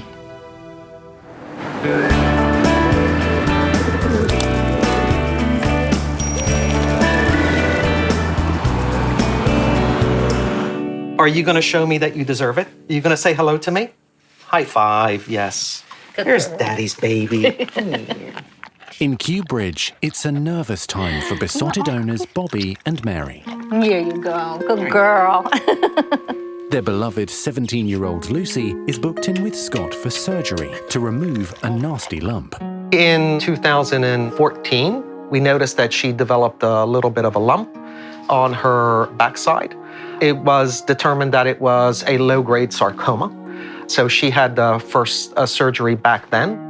But the lump keeps growing back, and Lucy is now facing her third surgery to remove it. It's always the same exact position. It looks tiny from it. Yeah, it's kind of like a little bit like maybe smaller than an almond. Now that she's 17, Lucy's constitution isn't as strong as a younger dog's, increasing her risk of not waking up from the anaesthetic. Lucy is a senior citizen, so there's always the bit of risk, and of course we're a little bit concerned, but I think it came to the point where we got to do something about it. But I'm pretty confident that Scott, he's going to be able to take care of this, and we're going to make her all better. Yep, we're going to make you all better. Is You that ready right? now? You ready Is for that- your walk? Yeah. What do I got here? What do I got here? Uh-oh, don't get mad at me. That's my finger, actually. You're such a piglet. Bobby and Mary adopted the playful little bulldog Chihuahua cross 11 years ago, when they were living in the United States. Ready? Quick, quick. Good girl. Now we need your scarf. I don't know what I would do if I didn't have Lucy. She just gives me the company that I need. And whenever I'm not feeling good, I just curl up on the couch and I bring Lucy by my side and she makes me feel better. So what do you think? It's not that bad of a day. No. That's pretty nice. Come on, Mama, we're going to sit What is for a it, little Pumpkin? bit. You want to take a load off? Lucy is booked in for the risky surgery tomorrow. You're always debating yourself, and there is absolutely no doubt. You always want to make sure that you're making the best decision for your pet. Good girl. Of course, I'm still going to be a nervous Nelly, but I'm willing to do that because I think the longer-term solution for Lucy is we gotta have it taken care of, and of course, it's her well-being. You ready to go? Good girl.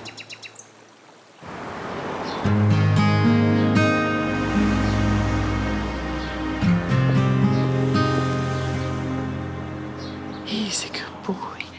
It's okay. Near Marlow, in Buckinghamshire, Beth and Jake have arrived for their appointment with orthopaedic specialist Michael Hamilton. Hello, Beth. How are you? Hello. Michael. Nice to meet you. Hello, How do you Michael. do? Nice meeting you. Hello, Jake. This is Jake. Right then. So come on then. Come on in, my little friend. Here we go. Come on, darling. Since I saw Scott, Jake has deteriorated quite a lot. His walking is really bad, so I just need something done for him now. It's interesting because he's got his feet straight, but it looks like his elbow is pointing out to the side. Yes. Right then, little man, let me have a little feel. Are you friendly enough? Watching Jake move around, he's got the very, very typical type of deformity that we see in these little dogs. If you just hold his head just there for me. Okay. As he's grown, one of the bones has prevented the other bone growing straight, and they have these very, very, very twisted legs. So I'm trying to hold his elbow here straight, like this, but with his elbow straight, his foot is probably 90 degrees rotated. Now, when he walks, he wants to put his foot flat on the floor. His elbow sticks out almost at 90 degrees.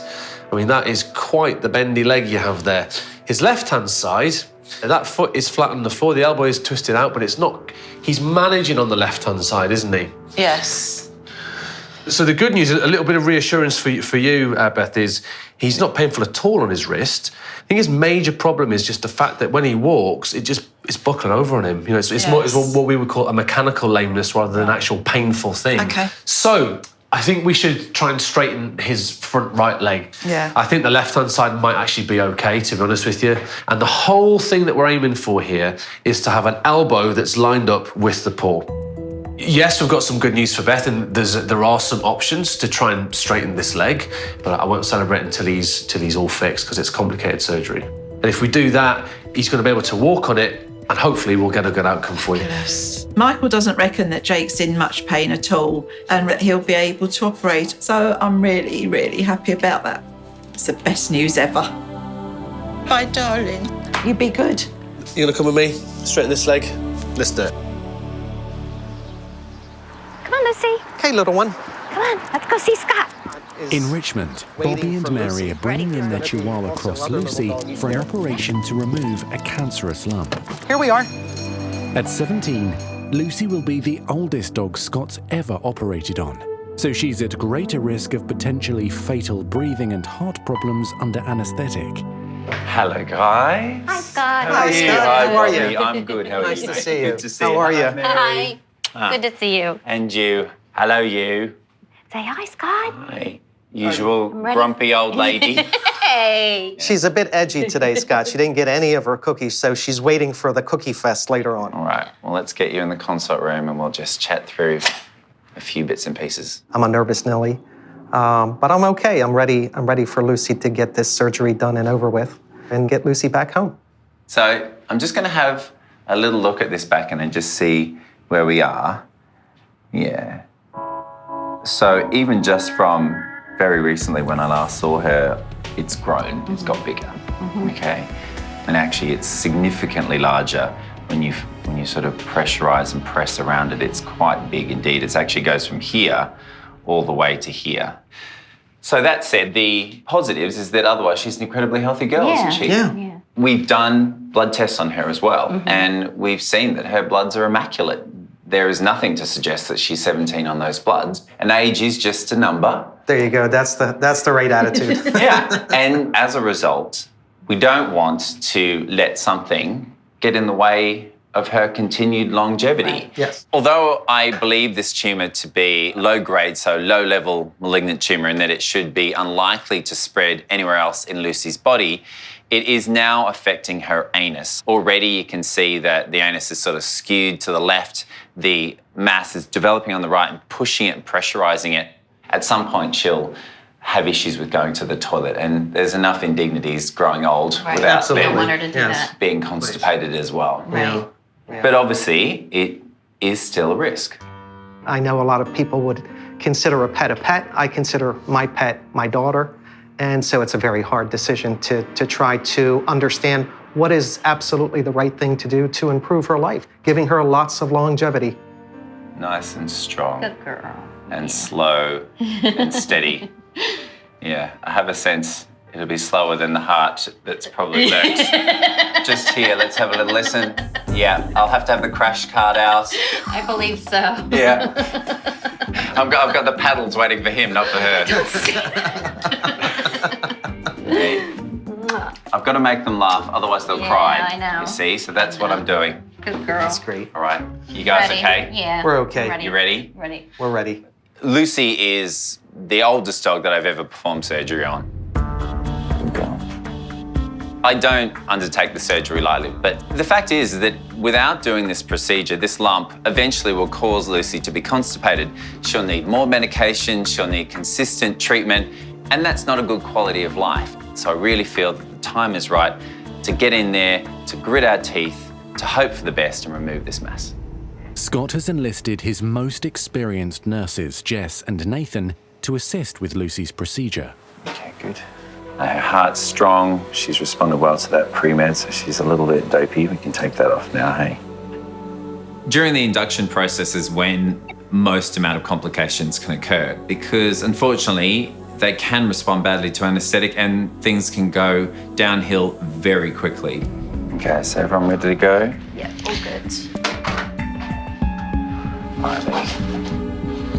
Now, the key is waking up. Yes? Sleep, sweet dreams, sweetheart. Yeah, all good. In Richmond, Scott is about to start operating on 17-year-old Chihuahua Lucy, the oldest dog he's ever anaesthetised. She's still quite light, but that's quite good. Okay, tubes in. 17 is a whopping age for any dog. But the fact is that without doing this procedure, this lump eventually will cause Lucy to be constipated. And she is otherwise incredibly healthy. We've done bloods on her, her heart is strong. So I really feel that the time is right to get in there and remove this mass. Jess, you're happy? Yeah. Okay, so it feels like we've just jumped through that first initial hurdle, so that's good. Luckily for us, Lucy starts breathing straight away. She seems quite comfortable under anaesthetic, and actually for all the concern and the worry that's built up regarding this dog, everything's going quite nicely. But let's not be complacent. So Jess, if you continue to focus on the anaesthetic, Nath, if you clip and prep her, and then I'll go and get ready. So far, so good. Thank goodness for Lucy's anaesthetic. She is responding quite well. We are managing it quite lightly, so just keeping her breathing, and Jess is stuck to her like glue, and I'm nervous. I'm just trying to scrub my nerves away and just get the best result for Bobby and Mary. She's breathing really nicely. Jess and Nathan will be closely monitoring Lucy's vital signs throughout the surgery. Okay, everyone ready? Yeah. I'm just cutting now. I'm hoping that the tumour removal won't actually be too hard. I'm hoping it'll be a little bit like peas out of a pod. Once I've cut through the pod, I'll be able to pop out the peas. That's what's affecting the shape of Lucy's anus. In some ways, almost wants to fall out. But I'm just sort of encouraging it, but at the same time, I have to be so careful because there's some really important nerves in this area, and if I make one wrong move, I can make Lucy incontinent. So I have to just be methodical and very careful, but so far, so good.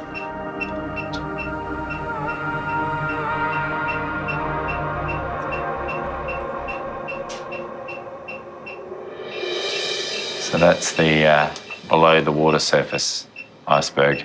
So you can see. So that was above, and that was below.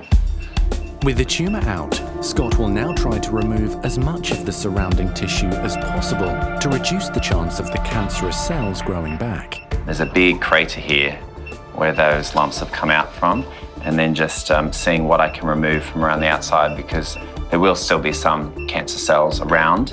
I know that I'm not going to be able to remove enough for cure, but Lucy is 17, so what I need to do is to put her out of immediate danger and give her last twilight years comfort. So flush, and we can close up. We're nearly there, things are looking good, but we don't want to tempt fate. So how are you guys feeling about everything? Good, yeah. I Yeah. won't be able to breathe properly until she's awake, though, I think. Yep. Last suture. So that's that. Happy to turn off? She can turn off. Okay, and let's watch her like a hawk. Yeah. This is a dangerous moment for a dog waking up because you're bringing them out of the maintenance of anaesthetic. So it's where the heart and the lungs need to change, and there's lots of physiological changes associated with being woken up. And sometimes that can react badly with the anaesthetic and you can have issues. And hopefully she'll wake up and come back to us very soon. You're gonna wake up. Come on then. Come on. Go. Nice strong pulse back here, so that's good. Oh, there she is. Oh, hey, Oh, have that, baby. thank you. Yeah, I can breathe a lot easier now. Well done, everyone. Good job. Good job. Beers are on me tonight at the pub. I was gonna say, I think I need something more than a tea and a biscuit. Yeah, totally. The tense surgery has gone without a hitch, and a relieved Scott wants to share the good news with Bobby and Mary. How's she doing? Good is. Here she We're is. still here. Oh my goodness. Yeah. How you doing? So how did she make out? Well, as far as the lump itself, it was exactly as I thought it was. It was the little tip of the iceberg that you could feel, but then underneath there was a mass about 4 or 5 times that size. Right. Wow. I've kept it in case you want to see it. I do want to see it. So you can see, so Mama, that's, don't get up. It's okay. It's so that's just the little tip, okay? Okay. That was what you could feel under your finger, and then this is the rest. Oh my gosh. Oh my goodness. It's okay. Now you need Mama's love, then, huh? Yeah. Good girl. Very relieved. For me, the world has come off my shoulders. As soon as I walked down the steps and turned this corner and saw her already awake, it's the best result that anybody could ever have hope for. So I'm sorry, I know I'm a wimp. You're a good girl. And you, Scott, you are my hero. You're welcome, Bobby. You're welcome. My pleasure. Lucy will need to stay at the practice for further monitoring, and hopefully will be able to go home with Bobby and Mary later this afternoon. All right, little one. See you soon. See you soon. Thank you. Okay. All right. We'll be right back. Bye, guys.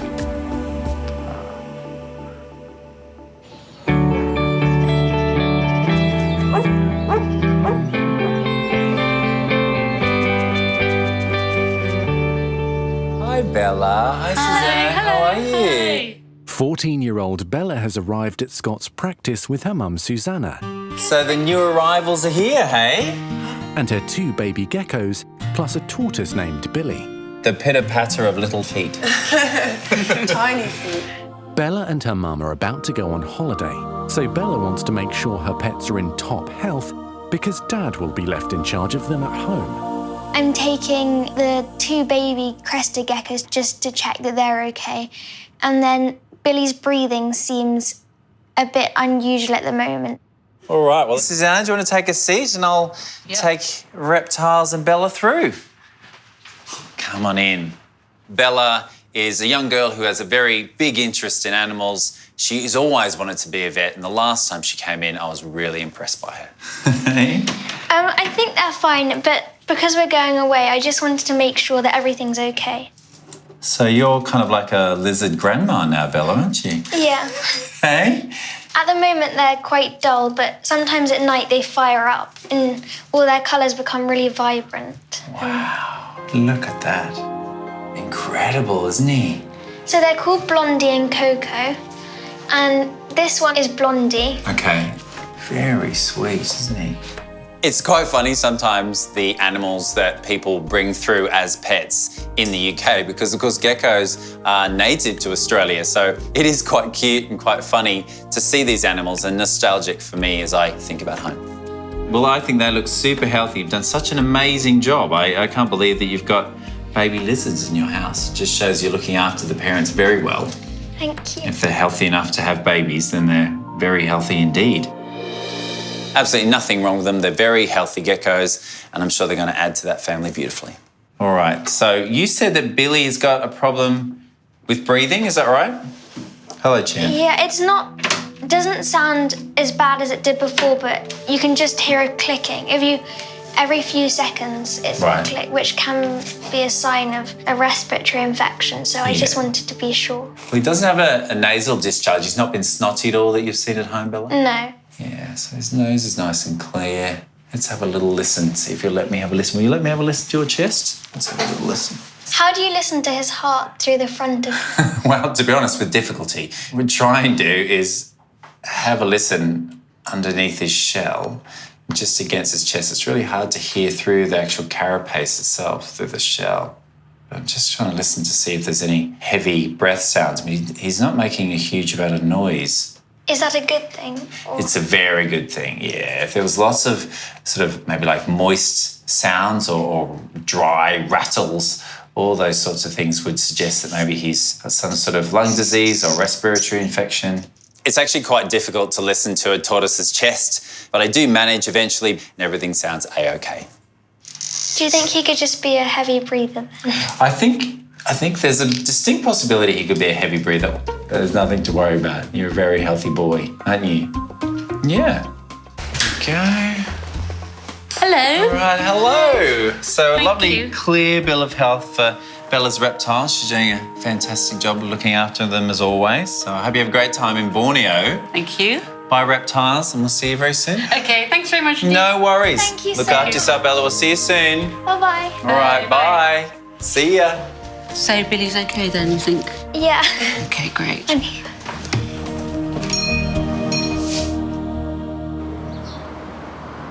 Right then, little man. Count backwards from 10. Tell me about your weekend. At his clinic near Marlow, orthopaedic specialist Michael Hamilton is trying to straighten 6-year-old Shih Tzu cross Jake's bowed right leg. The whole point of today's op is to make sure when Jake tries to walk, his paw lands flat on the floor. Right. Have we got plate benders and pliers? The plan is to actually cut the bones of his forearm and put them into position where his foot is flat on the floor and then stabilise them like that, and hopefully he can then walk. Assisting Michael are nurses Louise and Kim. Right. So if my calculations are correct, we're going to make our cut about 25 millimetres above his wrist joint. So we're going to get in there, cut the elbow. These are really, really complicated procedures because it's not just a simple twist or a simple bend. So we're going to cut the bones. We can plan it for as long as we like and decide where to make the cuts and at what angles and all the rest. But once you've made your cuts, you then pretty much just got to try and eyeball it in theatre and just get it right. Now what we're going to do is cut the radius. Now the radius is the bone that's causing all the problem. And we actually make the cut parallel with this top part of the bone. Creating, in effect, a ball and socket joint here, and then we can manipulate the bottom half 360 degrees to straighten as best we can. Easier said than done because this is actually quite a small section of bone down here, so yeah, okay. So let's just keep that straight up there. All the time we're checking that his elbow and the paw are moving in the same plane, because when he wakes up, he's going to want to put his elbow like that, and if his paw doesn't go like that, he's not going to be able to walk. I think that looks pretty good. So you can do all the planning in the world, but at the end of the day, really it's kind of, what does it look like on the table? So I think we're good to try and stick a plate on there now. A metal plate is used to hold the bones in their new realigned position. We've got 2 screws in the bottom. We've only got 1 screw in the top because this is the last chance we've got to do any like fine adjustments. So we just got to just triple check that we're happy with that. But I think that looks quite good. A second plate will give added stability. That'll do, right. On the table, that looks good. So as long as the elbow and the wrist are in alignment, that paw should land flat. So we just need to check it looks good on the x-rays now.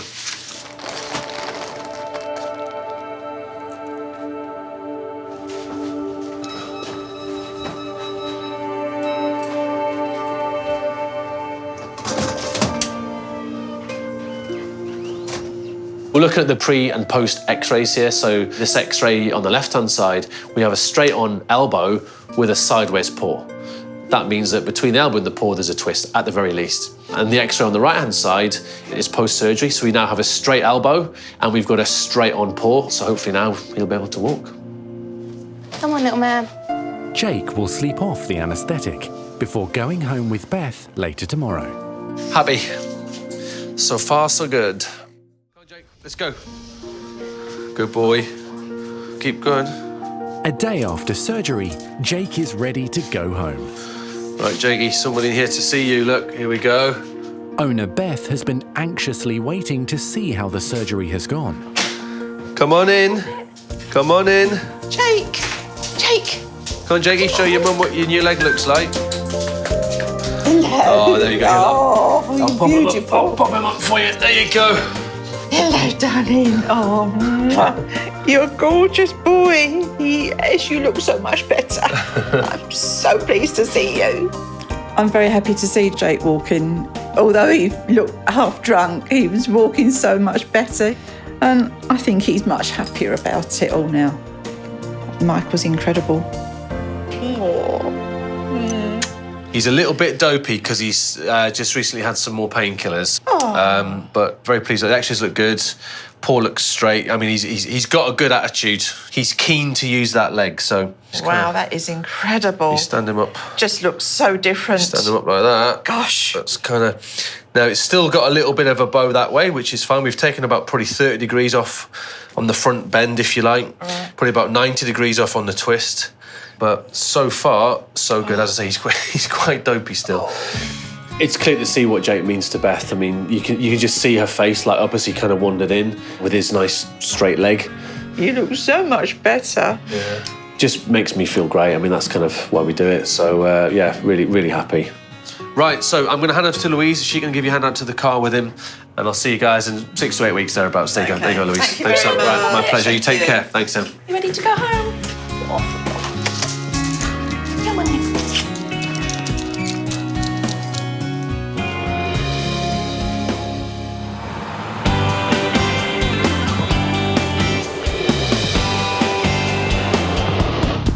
In Kew Bridge, Scott is checking up on 17-year-old Lucy, the oldest dog he's ever operated on. Well, hello, lovely people. How are you? Good to see you. And her relieved owners, Bobby and Mary. Good to see you. Hello, gorgeous girl. How are she you? is. How are you doing? She's doing very well. Yeah.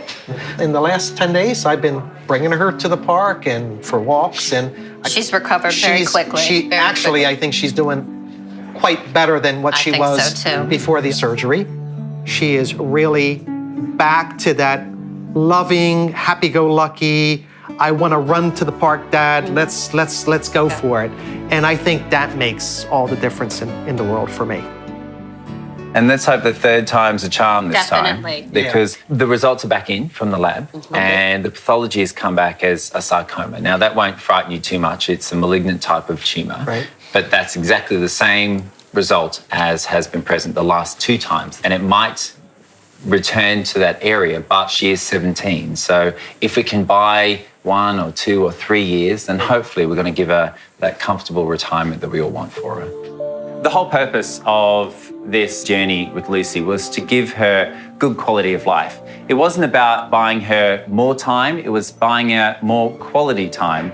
And I really feel by seeing her today, enjoying the company of her loving mum and dad, that's exactly what we've given her.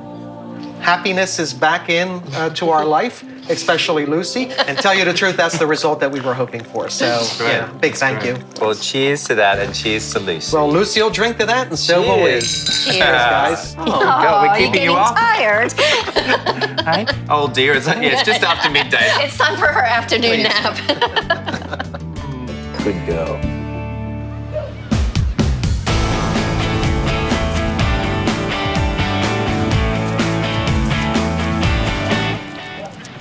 He's a good boy. Beautiful sunshine today. 5 weeks after his operation, little Jake is enjoying a walk in the park with his owner Beth. Good boy.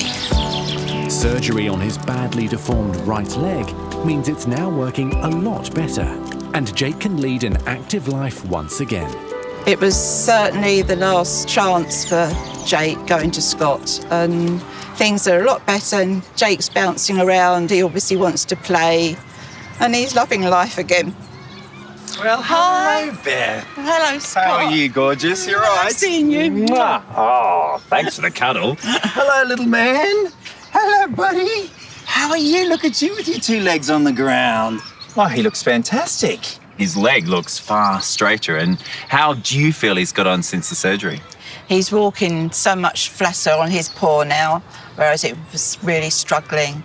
But he's so much happier. You can see it in his face, he's much happier. Yeah, you really can. Although he's having a lovely, relaxing time, I'm quite keen to see this bionic leg in motion. Hey, come on. Come on. Let's go. Come on. Yeah, good boy. Well done. Yes, he's a good puppy. Yeah. Come on. Wow, Beth. Little spring lamb we've got. Not do that before. It's incredible. Where's the puppy? Jake, come on. Good boy. Good boy. That is great. Look at that. Jake seems to be very comfortable, and he's really got a spring in his step. It's extraordinary. Good boy. Good boy. Well done.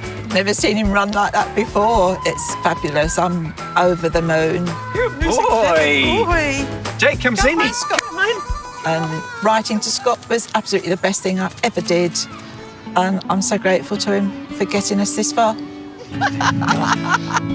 That's a good boy. There you go. Rowena is a foster carer from a dog rescue charity.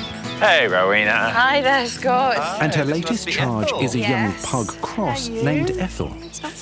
How's it going? You all right? Just a little bit nervous of new people still, but... Yeah, and very noisy baby. It's very sad, but this poor little girl has come from a puppy farm, which doesn't surprise me because I can see her abdomen is quite baggy. It's clear that this very young dog has had multiple litters, and it's also very much at the hands of someone who's incredibly unscrupulous. It really is a travesty. It's really sad to see her in such a bad condition, obviously, and she was much skinnier and had a lot less hair when she first came in as well. Luckily for Ethel and her sister and a few other dogs, they found their way to All Dogs Matter to find new homes. It was clear that she was in the worst condition with the mange and being so severely underweight. So she came straight into foster care with me. Ethel really isn't the picture of health. She's very thin, so she's probably had a very poor diet, but also her skin is really bad. And also it's very patchy where the hair has fallen out as a result of a mange mite infection. Well, it looks like you've got the mites under control, which is great. You can see some new hair growth growing back, but that's not her biggest issue, which I can now hear. Yes, I say when you come closer, exactly, that's the first thing you sort of notice about her is that slight sort of grunty snort. But she really does struggle, and it sounds awful, even though maybe she doesn't show us that, you know, it is maybe difficult for her. So at rest, she makes this much noise. Yeah, but her body shakes, and she sort of really seems to be struggling to just breathe normally. Yeah, well, it's one of the occupational hazards of looking like that when you don't have a nose and you don't have much of a nostril either, do you, sweetie? It means that you can't get enough air in. Can I have a listen to your chest first, Mrs. Thankfully, her heart sounds nice and clear, doesn't it, sweetie? But that's after I take into account all the huge amount of noise that's coming from up here. It's like she's snoring while she's awake, which is clearly not normal. There is a real rise in the popularity of flat-faced dogs. Therefore, a lot of dog-owning public and people that see them on the street go, oh, it's normal for them to make that much noise, and it really isn't. And certainly in Ethel's case, any point when she's at exercise, she's going to struggle to get the amount of oxygen she needs into her system, and that can mean that it can become life-threatening. So basically what I think we're going to need to do is to give her an anaesthetic back at the practice in Richmond, look down the back of her throat and likely find an elongated soft palate. So it's almost like a blockage, sort of, so she can't fully breathe in or fully breathe. And every time she does, it sort of catches, flaps away, it catches, it goes into the trachea, the windpipe as well, which is one of the reasons why she's making so much noise, and potentially trim that. And alongside that also, you can see how her nostrils are almost little slits. What we need to do is just open them up, and those two procedures together will hopefully increase the amount of oxygen she takes in with each breath and reduce some of the sort of reverberation that you can hear. It's a lot easier for her. And make it much easier for her to breathe. Hey, sweetheart. Well, we're really so lucky that there is a procedure that can help Ethel, because it will make a huge difference to her life, especially when she goes on to a new home where hopefully, you know, she'll have some dog friends to play with. And if she can, you know, run around and act like, you know, a dog should, then it will make all the difference for her life in the long run. Not only are you a princess living with Rowena, getting consultations in the park, but now you're going to have a nose job as your first veterinary procedure. Get your nostrils done, lucky girl. Yes, but all for a very good cause. Come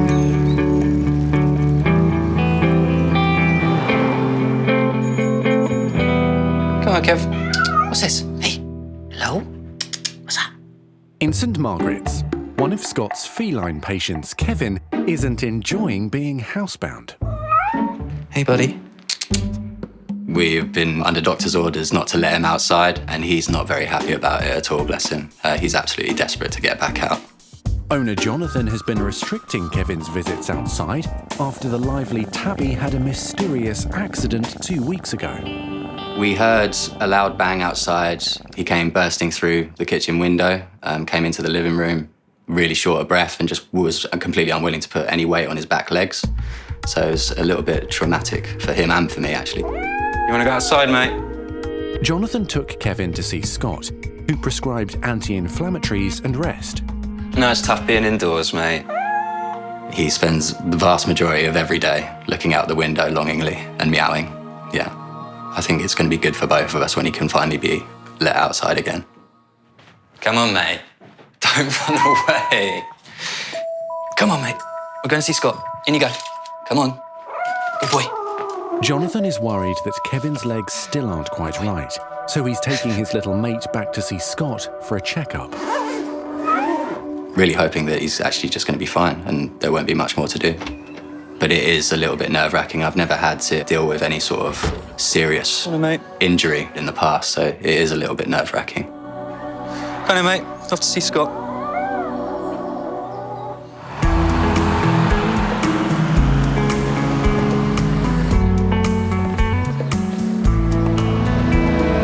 Hello, ladies. Hi. This is Ethel.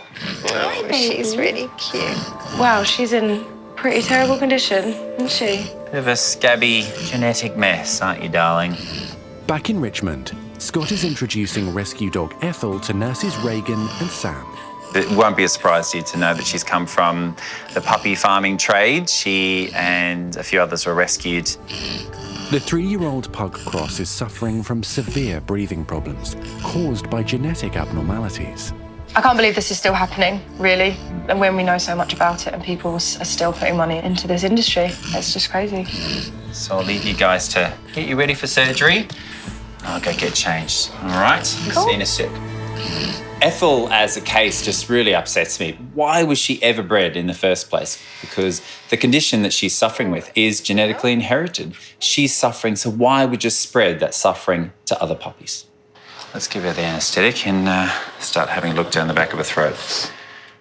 Because Ethel is a pug-type breed, a brachycephalic or flat-faced dog, she doesn't have much of a nose, and so a lot of the structures that are present at the back of the nose in a longer faced dog are shunted into the back of the throat. And what you can clearly see now that Ethel's on the table is that her soft palate is sort of flapping in the breeze like a curtain in an open window and going right down and into the larynx. That means that every breath she takes, she will sort of swallow that part of her soft palate, and that leads to that incredible noise. So as soon as we tube her, you'll find this noise will go away. And there, the sound of silence. Okay, good girl. So let's get her next door and get started. The procedure I'm about to perform on Ethel is basically the shortening of the soft palate, but also performing a alarplasty, which is basically widening of the nostrils. So what I need is for you to hold the soft palate out the way. So I'm going to place 2 stay sutures in. You hold these 2 sutures and then you can lean on me for support and I'll then trim the soft palate accordingly. Cool. Get you to on either side. Yep. Like that, that's it. So there's the soft palate, that's the bit that's going down our little girl's throat, and that's the bit that I need to trim. If you give that quite a bit of tension, you have to put your elbows on my shoulders, it's absolutely fine. Okay.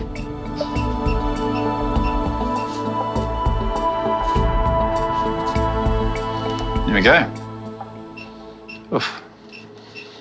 A bit of disgusting smelling smoke, and that's a very chunky piece of soft palate. What you can see is by removing that flap, you've now got an open airway, because you can see that that is basically like trimming the curtain, so the curtain's not going down the window anymore. The window is nice and open. You're getting lovely airflow. So I'm just going to oversew that. If you just release now, and we'll have a little look. Wow, that really is such a difference. Yeah, actually you can see a larynx. Yeah. Good, okay, so that's part 1. So now we're going to do something called an alarplasty, which is changing the shape of the nostrils. In this case, I'm doing that in order to increase the nostril size and therefore get more airflow going into her nostrils, more oxygen, therefore she should be able to breathe quieter and exercise better. See how much that's opened up? Here we go. There is Ethel's new nose. Ethel's new nose. And not a bad looking one at that. It's a lot bigger, isn't it? Yeah. All right. Let's wake this girl up. Oh, good girl. Good girl. Hello, baby. Hello. Guinness Book of Records for that tongue. Look at that. You can lick your own forehead. Like that's incredible. But listen to you. Can't hear anything. Exactly, that's my point. Yeah. What's incredible about this particular procedure is that literally straight after the surgery, you will see, or rather hear, a massive difference. And this dog should hopefully breathe a lot quieter and a lot easier. Have a little nap, start organising that spa treatment, yeah? Lovely bath for you, I think. Yes, before you head off. Good girl. Hey, buddy. Off to see Scott. In St Margaret's, Jonathan and his little mate, 11-month-old Kevin, are arriving to see Scott. Morning, Jonathan. Hey, guys. How are you? Yeah, good. Hello, Kev. Oh, isn't he cute? He's a legend, isn't he? So his knee's still causing him some concern? A little bit. I mean, the limp's gone, but he's a little bit laboured on the back leg, so it'd be interesting to see what you think today, to be honest. Come on then, let's go. Cool. I am very worried. Yeah, he doesn't look too great on his back legs. His movement's not the same as it was before, so I'm a little bit nervous as to what Scott might find. So you say laboured? Yeah, it just doesn't look the same as what it was prior to the injury. I don't know, I can't quite put my finger on it, but it just doesn't look quite right. Okay, well, I suppose he's a very young boy, so he should be very fluid in his movements. It should be Yeah. effortless for him to jump and run. It seems like more of a waddle on the back legs. Right. Previously, when I examined Kevin, it was clear that he'd injured his left leg and his kneecap was popping out very, very easily. You could barely have to touch it for it to pop out. The kneecap normally sits in a groove, and in some cases it's a little bit shallow and it pops out whenever the knee is bent. Good boy. So let me just have a little feel. Oh, yeah, wow. Yeah. Just feel this side as well. Oh, gosh. Ooh, okay. The last time the left leg was popping out. Right. And it's still doing the same thing, but the right leg is now doing the same. Right. So literally, I'm feeling his knees, goes, pop, pop. It just keeps doing that. It's just right without even touching them. And then when he straightens his leg, it flicks back. You see him stretching a lot, actually. He's stretching a lot? Stretching them a lot, yeah. He puts them out back. And... There you go. See, he's learned how to pop them in himself. Right, okay. Which is so clever, isn't it? Yeah. Cats, eh? Amazing. Yeah. Dislocating patella is a congenital condition, which was most likely aggravated when Kevin had his mysterious fall. Very uncommon in cats. It's more common in dogs that have really bowed legs. Right. And the longer that his knees pop out like that, the more rubbing on the cartilage, which is the protective surface of the joints, the more likely he'll then develop arthritis later in life because the cartilage is worn away. Yeah, okay. And we don't want that. No, of course not, yeah. So we kind of have to act now. It's unfortunate, but I think he's young, he's strong, he's healthy. So I think it's just let's get it done and move forward. Agreed. Yeah. It might sound crazy to perform surgery on both knees. Essentially, it's making a relatively active cat disabled for a little while, but it is all in his best interest because it does mean that he'll only have to go through one recovery period. And really, it is just a case of taking one step backwards before moving forwards. Hey, mate. All right, mate. What do you think about that? He's like, that sounds awful. I wouldn't be too excited, personally. I'm pretty nervous, but he's in good hands with Scott, so I'm sure he'll be okay. Do you want to say goodbye to Daddy? Bye, Give him a mate. big cuddle. Hey. Oh, be good. Love ya. Boy.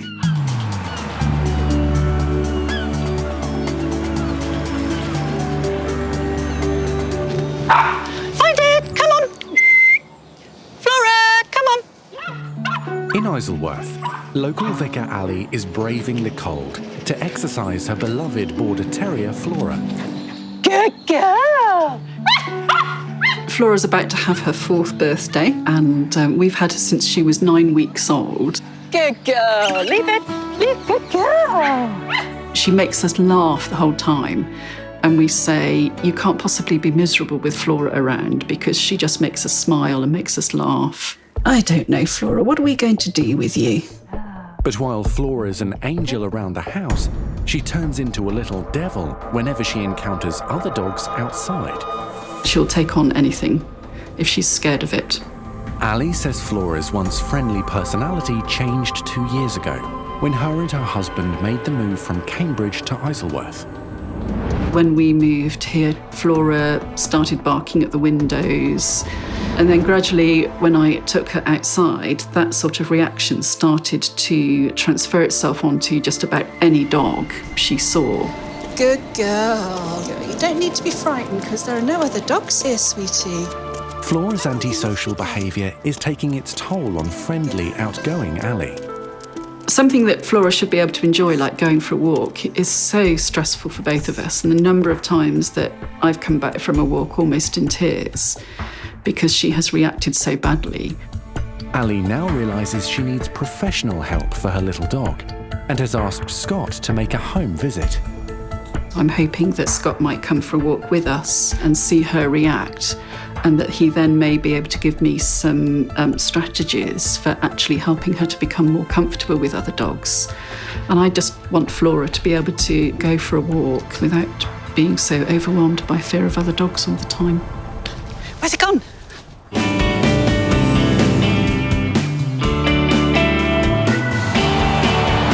Oh, mate, not only have you got to go through 2 knee surgeries, he's got to wear a bright pink bandage. At the St Margaret's practice, 11-month-old Kevin is being prepped for major surgery on both his back knees. So we can just give him his anaesthetic now.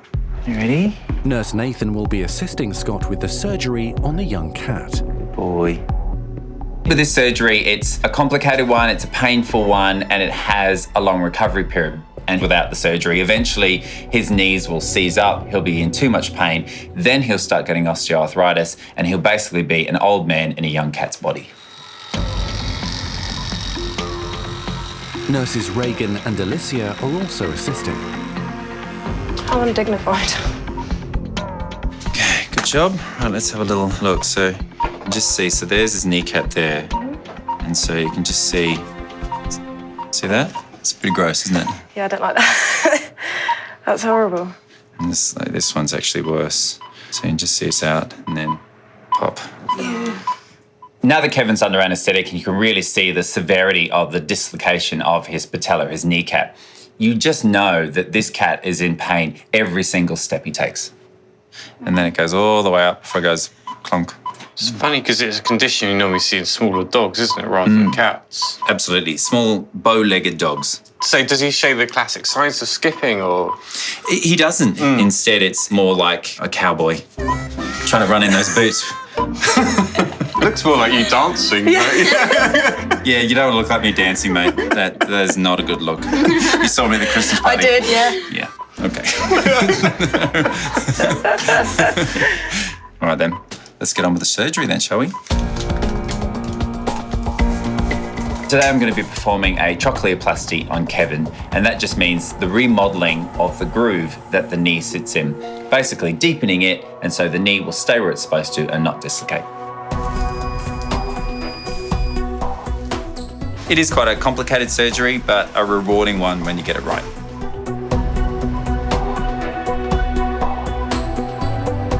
I'm just taking a section of the important articular cartilage away. I'm going to put that to one side, going to deepen the groove further, and then I'm going to put it back. This surgery does require a lot of concentration, and you are using quite large, scary, sharp kit. So you do need to make sure that you have your wits about you and you keep working at it until you get the perfect result. So now I've just replaced the wedge back into the groove, and I've got a couple of millimeters of ridge on either side now. So what that's going to do is almost bumper the patella into that groove and keep it there.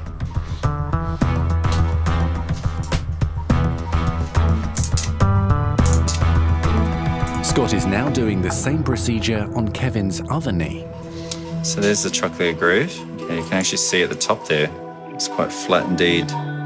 Now I've got the second stifle joint, the knee, open. I can see that it's equally shallow as the first, so it's very clear that this surgery was required on both legs, and I think Kevin in 6 weeks' time will be happy that I've done it all on one day. It's okay, it's okay, I know. Kevin will recover overnight at the practice and will hopefully be ready to go home tomorrow. All right. Oh, I know. Oh, it's tough, isn't it? Okay, buddy, sleep it off. All right? Good boy. Good boy.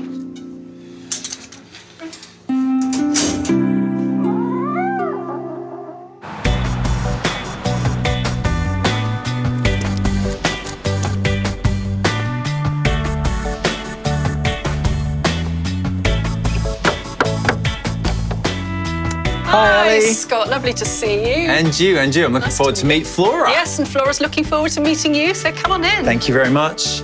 In Isleworth, Scott is answering Vicar Ali's SOS about her antisocial dog, Flora. Positively vicious, isn't she? Hello. Flora. Hello, baby. How are you?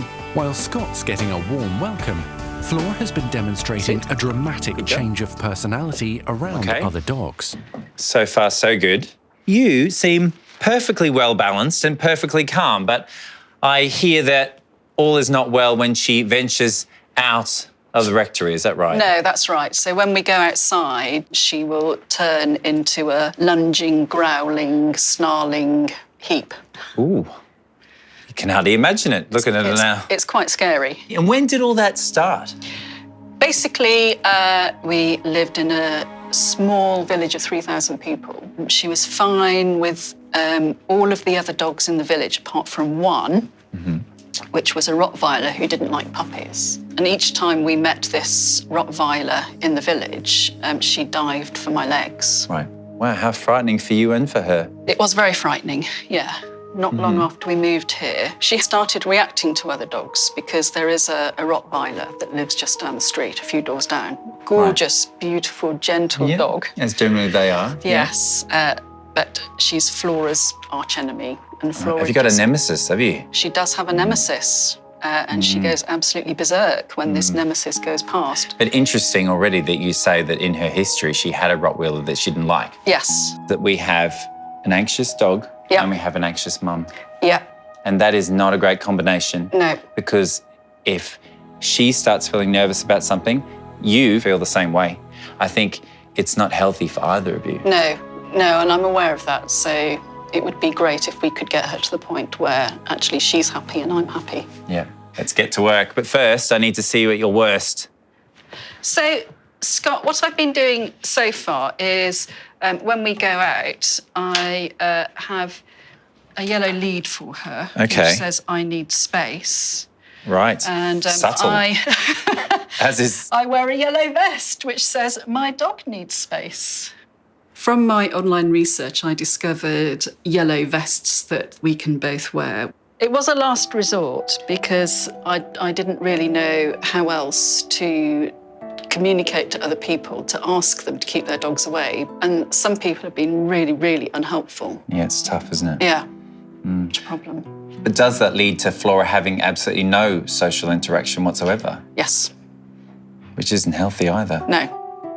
Now that I've met and understood what Flora's problems have been in the past and what kind of dog she is inside the house, I do need to unleash the beast. I do need to allow her to go outside to meet other dogs and observe the behaviour. So, Ali, how do you feel whenever you leave the house? Often, Scott, I feel quite nervous when I'm opening the door because I never know what dog might be going past. And it doesn't take long before Flora shows her true colours.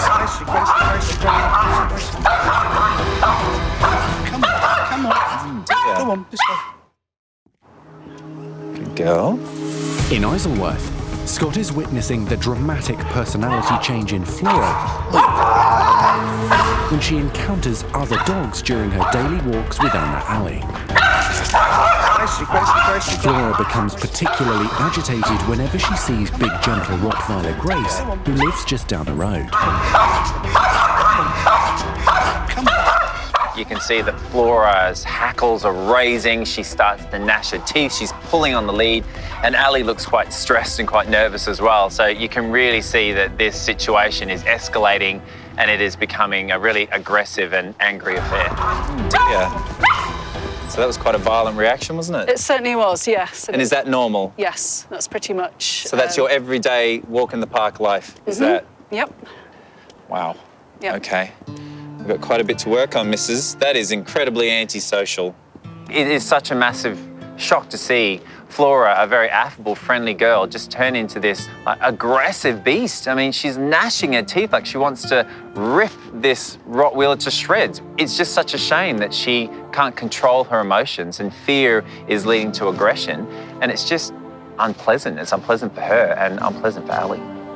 lot to take in today. So what we need to do is to work on her anxiety. So I'm going to ask you to come into the practice and we're going to look at a few different things that we can use to try and reduce her anxiety from a medical and behavioural standpoint. Yep. First things first, we're going to ditch this because that makes me stressed just looking at it. I don't think it is going to help you or her.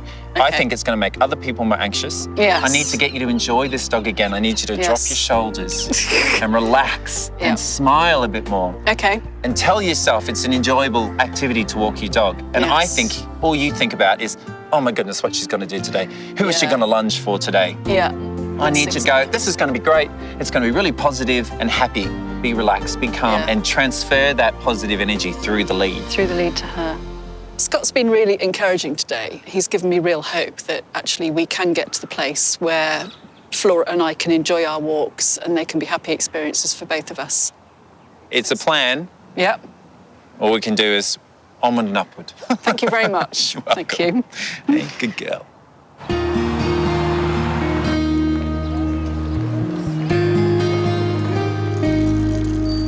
How are you feeling today, Ethel? You doing well? In Richmond, rescue pug cross Ethel is recovering well from her throat and nose surgery to correct her noisy breathing.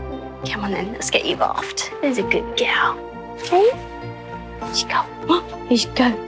You give it here. Oh, you are here. I couldn't hear you. Nurse Jess and practice manager Maz are now going to give the little rescue dog some much-needed TLC. Is that nice? Is it? Oh, thanks. Ethel's responding really well to all the affection and attention. I think she's really coming round to us all and getting used to a better life compared to what she came from. You better get used to these, because once you get out and about in the park, bet you're one who's gonna run in the mud. Aren't you? You're gonna find the muddiest puddle.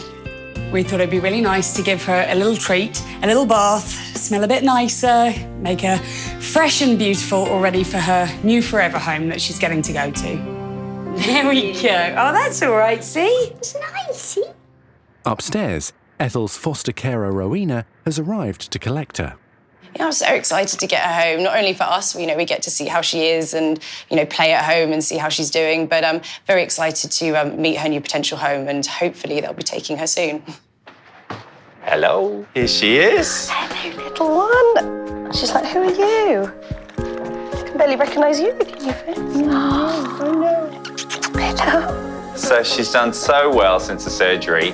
Not only has it made a massive difference, as you can hear, to her breathing and that she's not making hardly any noise now, which is wonderful, but also transformation in her personality. Like, she's really come out of a shell, really, just that's amazing being with to us for hear. such a short period of time, and you're really getting a bit waggier and a bit happier and certainly breathing better. So That's so good emotional to and hear. physical results. So yeah.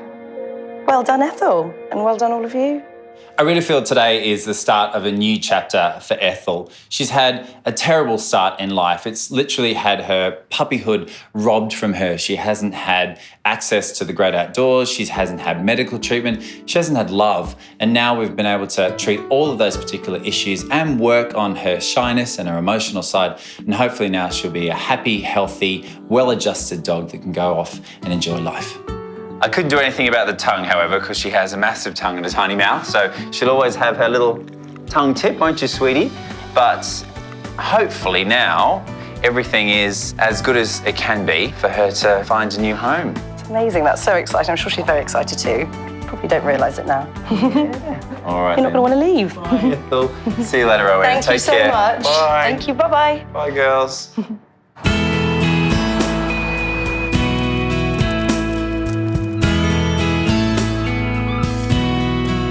At the St Margaret's Practice, Jonathan is returning to collect his little mate Kevin a day after his double knee operation. Look forward to seeing Daddy. Yeah, big one. Massively excited to see him. It's only been a night, but it's felt like forever, yeah. Hey, how's it going? Good, thank you. Who's How that? is he? Yeah, good. Is that your daddy? Wow. Yeah. He's done so well. Look at you.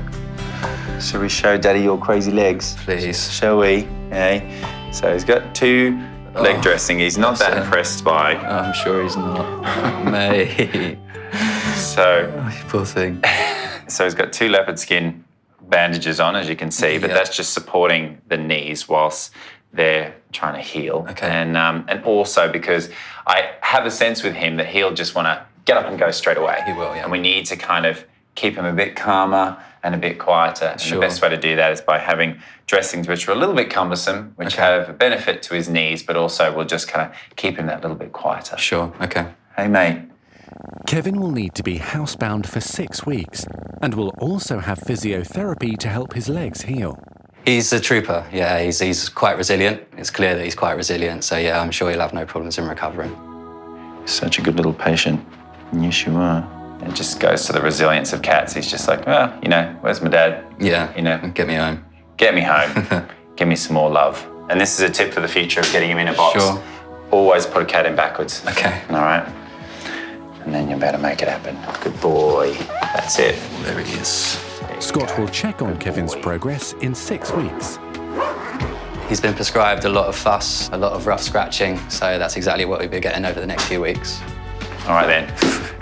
See you Thanks, later. Scott. Much appreciated. No worries. Thank All right, you. we'll see you very shortly. We'll see how he's getting on. Hey, mate, we'll get those off very soon, I promise. All right, take care, John. Thank you. Cheers. See ya. Bye.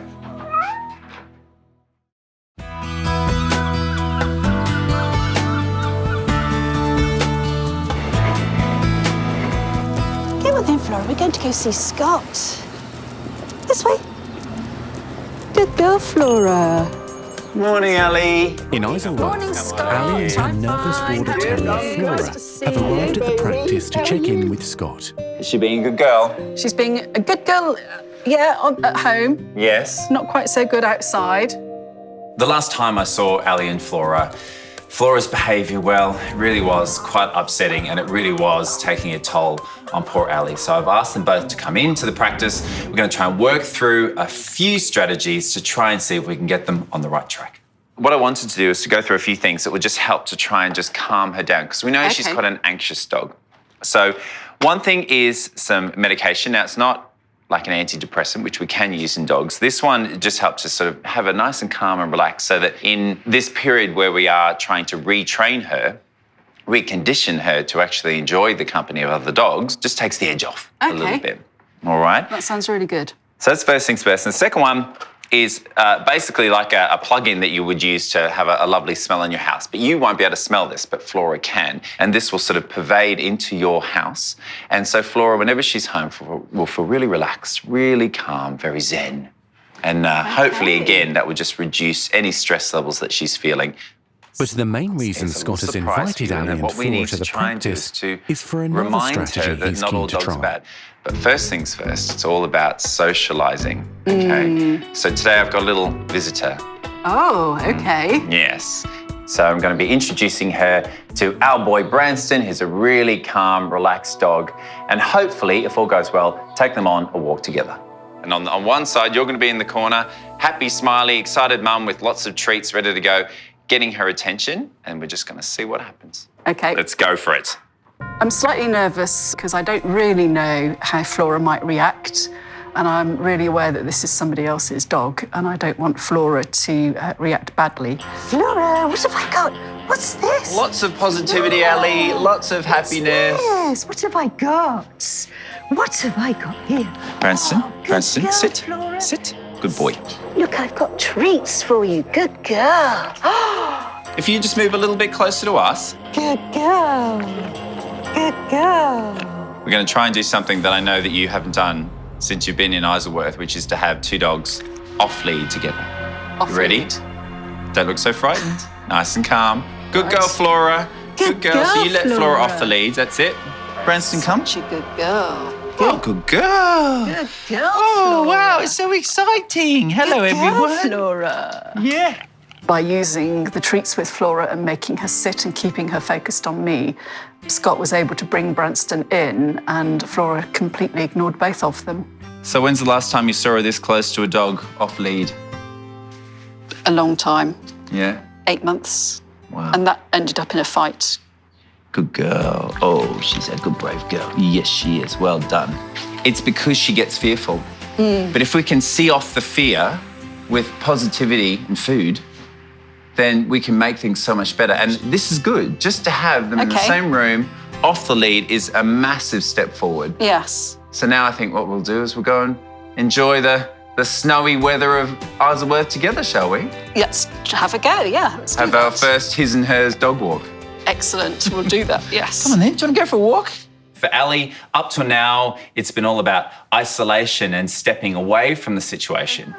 There we go, good dogs, well done. But me, I'm a positive person, I'm a social person, and that's exactly what I want for Ali and Flora. So hopefully that little bit of positivity sprinkled over the situation will make a big difference. That's a good girl. Good dog, Branston. But she likes food, and that's very helpful. Yes, she does like food. Yeah. That's a good girl. I know we're sort of bribing our way into this situation, but actually for you to be able to walk this close to another dog is a first for a while, isn't it? It certainly is. We haven't done this for a long time. I wouldn't exactly say that Flora is loving Branston's company, but she's tolerating it, and that is a massive step forward for this upset little dog. Oh, Flora, you're such a clever girl, aren't you? Good girl, Flora. Well done. Flora. Good girl. Well So you done. can walk near a dog. Hey? So with a lot of positive reinforcement and some calming medication, I am really hopeful that things in a few weeks' time should be really improved. Well done. That's excellent. That's such a good girl, Really good. Flora.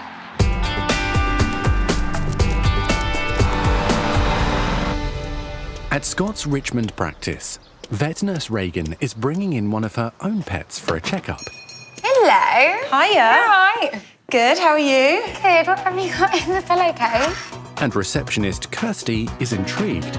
So this is my corn snake. Okay. His name is Allard. I got him a few months ago and I just brought him in to see Nathan and that's a good idea. see what he says and show him off to everyone. Oh, he's really cute. Can I maybe hold it? Of course you can. Is that right? Put him around your neck. Oh, lovely.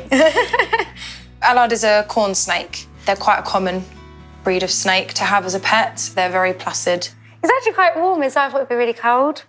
My first pet was a leopard gecko when I was 6. So I've always had a thing about reptiles. I think they're fascinating. Ooh. There we go. Well, that was different anyway. I'm bringing him in to see Nathan, who does know quite a lot about reptiles and snakes. Right, let's go give Nathan a surprise. Just because I'm slightly concerned that he hasn't eaten in a few weeks, and I just want to make sure that there's nothing wrong with him. Oh, hiya. Hey! Okay.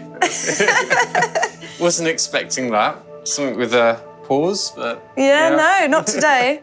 No legs today. Yeah, this is my snake, Allard. What have you brought Allard in today for? Well, he hasn't eaten in about 3 weeks. He's very lively in his tank, which I haven't seen him be before. So he's constantly out. He's never under his log. He's always out and about. And I was sort of just wondering if that means something or if he's ill or I don't know, just a bit worried about Just a little bit concerned. Yeah. Yeah. We're used to animals such as cats and dogs, and when they stop eating, we do worry. But reptiles are very different. Sometimes it can be the heat inside the vivarium. It's not quite hot enough, or it could be that the humidity is wrong. But sometimes it could be as simple as I need to find a friend. Given the time of year it is, I just want to check whether he is just a little bit randy. So this time of year, when it's warmer, it sets off a trigger, which is mating season. And this is what I think Allard's up to. Now, I know we've called him a him. Yeah. Have you had this checked out? No, I haven't. I don't know if the previous owners have. To confirm whether Allard's lack of appetite is related to an overactive male sex drive, Nathan needs to check that he definitely is a boy. So the way we sex snakes is to put a probe up there. Okay. So what I'll do is I'll just ask you to hold Allard for a minute. Unfortunately, I didn't bring my probes with me. So I'm going to use something gentle, but also something that will do the job as well. So I need to go underneath this scale here.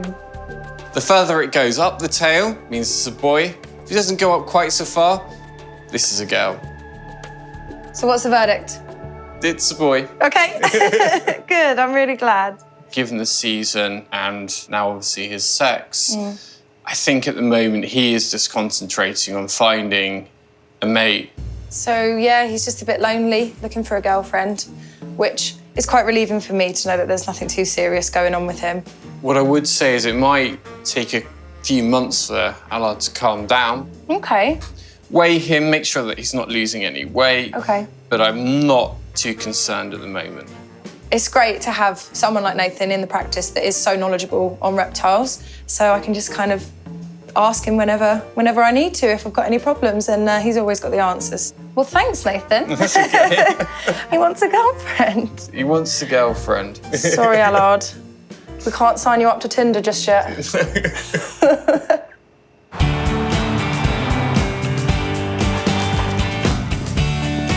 It's 6 weeks since young cat Kevin had surgery on both hind knees, and Scott has arrived to check on his progress. Hey, Jonathan, how are you? How are you? Yeah, Nice to see good. you. Really looking forward to seeing Kevin. Come on in. Thanks very much. Cheers. Here's the boy. Hello, Kev. How are you, mate? And Jonathan, very impressed. You've been very good. Following Keeping him doctor's in his orders. crate. Following doctor's orders. Good to see. Hello, champ. And you're raring to go, aren't you? Yeah. Good boy. Hello, mate. Wow. Oh, lovely big stretch. Yes. Hey. I mean, he still looks bizarre. Yeah. But walking really nicely, isn't he? Yeah. I mean, how do you feel he's been getting on? It feels like nothing ever happened to him, to be honest. To look at him now, it doesn't look like there's any sort of adverse effects of it at all. Let's have a little look at you. Can I have a little look? Good boy. Good boy. Let's have a feel. Okay, so that knee is sitting exactly where it's supposed to. What I can pick up now is that just basically the kneecaps are staying in the groove. Before, they were just popping in and out with the bands, and every time you bent his knee, it would pop out and then it would go back in when it was straight. But now they seem to be sitting in nicely, much more stability and hopefully much more comfort as a result. So good. I think what's shown today is that actually Kevin's done incredibly well. He's responded beautifully to the surgery. The knees feel great, but right now I'm just glad to see that these two are still happy and comfortable and still great mates. Yes, he's obviously frustrated. He's normally the man about town, and at the moment he's a cat in a cage. Yeah, best thing for him though, right? Absolutely. But just to see him walking so comfortably and just getting around the flat again, and hopefully going to mean that his future's bright and he'll be marauding the roads around here for some time in the future. Good.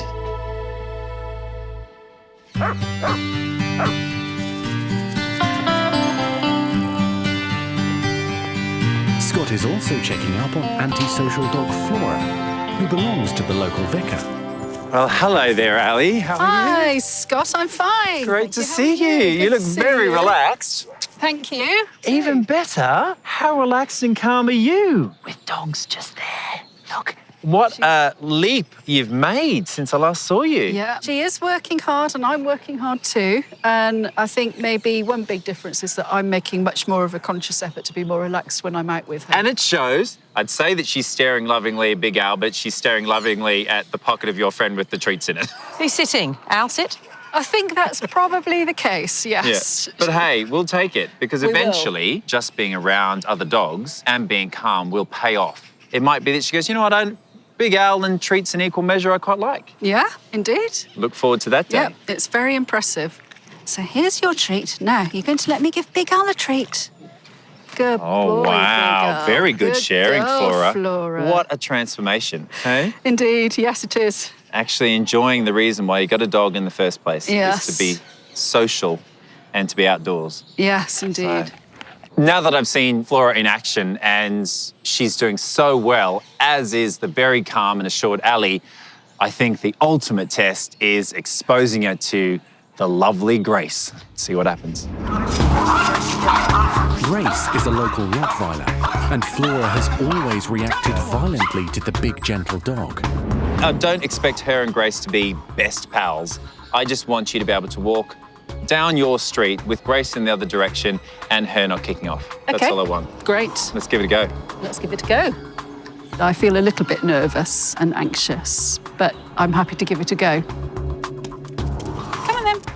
Good girl. Come on That's then. it. Good So when we girl. see Grace, we can just on get her then. attention. Good girl, Flora. I sit. know. And then sit. Good girl. She's not Good girl, perfect, but you Flora. know what? This is just a few weeks. Yeah. A massive seismic shift from It what is, it was definitely. before. Because what Flora did then was she clocked Grace. She went, oh, there's Grace. Let's go and tell her off. And then immediately goes, I'd rather have treats. than be a bit aggro. Yeah. And that's such a win.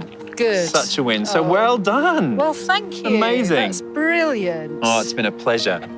I'm so proud of Ali and Flora. This duo were quite fearful and antisocial in a lot of ways, and now they're joyful, they're outdoors again and just enjoying the company of each other and of other dogs. And I just think it's been an incredible journey and a great result. Well, after that, I think we need to celebrate. So let's go for another leisurely walk to the pub. That sounds like a good idea. Come on. Come on, sweetie. Good girl. Well done.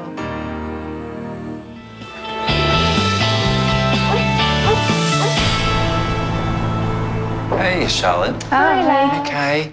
Is this the new recruit? It is. Oh my God. In Richmond, Scott's day is beginning with one of the youngest and tiniest patients he's ever seen, an 8-day-old Chihuahua puppy. Puppy. Brought in by a very worried owner, Charlotte. He was born with a cleft lip and cleft palate. Oh my God. Let's just have a look and see. Oh, wow, okay. The deformed palate means every day of the little Chihuahua's life has been a struggle. Oh, sweetheart, you're already looking hungry. Look, you're trying to eat your hot water bottle. Because he can't latch on to either his mum or a bottle, and he isn't putting on weight. At birth, the vet stitched up all the roof of his mouth and stitched up the hair lip, and the hair lip's just not holding. He's had to be restitched 3 times already. Something more permanent has to be done. With the temporary suture out, is he able to suckle at all? No, he can't. He hasn't got the vacuum that's needed to get the milk out. Yeah, I mean, look, he's already hungry, you can see. Aren't you, mate? There's now only one option left, more surgery, but this time under anaesthetic, a risky thing for such a young dog. Let's go into the consult room and we'll chat about this very fraught surgery we're going to have to do on you, little man. Come on, then. I have absolutely no choice. I need to perform surgery today. Yes, he's 8 days old. Yes, he's a high-risk anaesthetic, but I have no choice because without performing this procedure, he can't latch onto mum, he can't suckle milk, and unfortunately, he will end up starving. Well, this type of patient and also this type of surgery is incredibly fraught and not something that we want to do. But in his case, if he doesn't have the surgery, he will basically fade away and starve to death. Yeah, the other possibility is that he can also aspirate the milk, breathe it in and die suddenly. And you've only had him for 8 days, but I can tell you're quite smitten, aren't you? Yeah, he's stolen my heart. Absolutely in love with him. He's like a member of the family already. And I've been hand-rearing him for the last 8 days. I'm so in love with him already. Well, I'm gonna take him downstairs and see the team. Say goodbye to your little man. Good boy. General anaesthetic for an 8-day-old puppy is never good. It's never something you want to do, but it really is his last hope. I'm just scared that he's not going to make it. Hi, guys. Hiya. Right, so we've got a difficult job in our hands today, guys. So we're really going to have to keep our wits about us because you can just see the size of that hair lip. Oh my God. Yeah. It's really sad.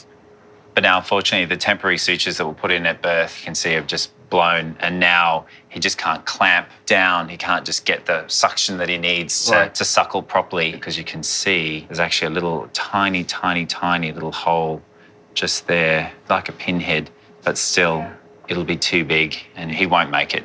So we do need to perform an anaesthetic and surgery on this guy.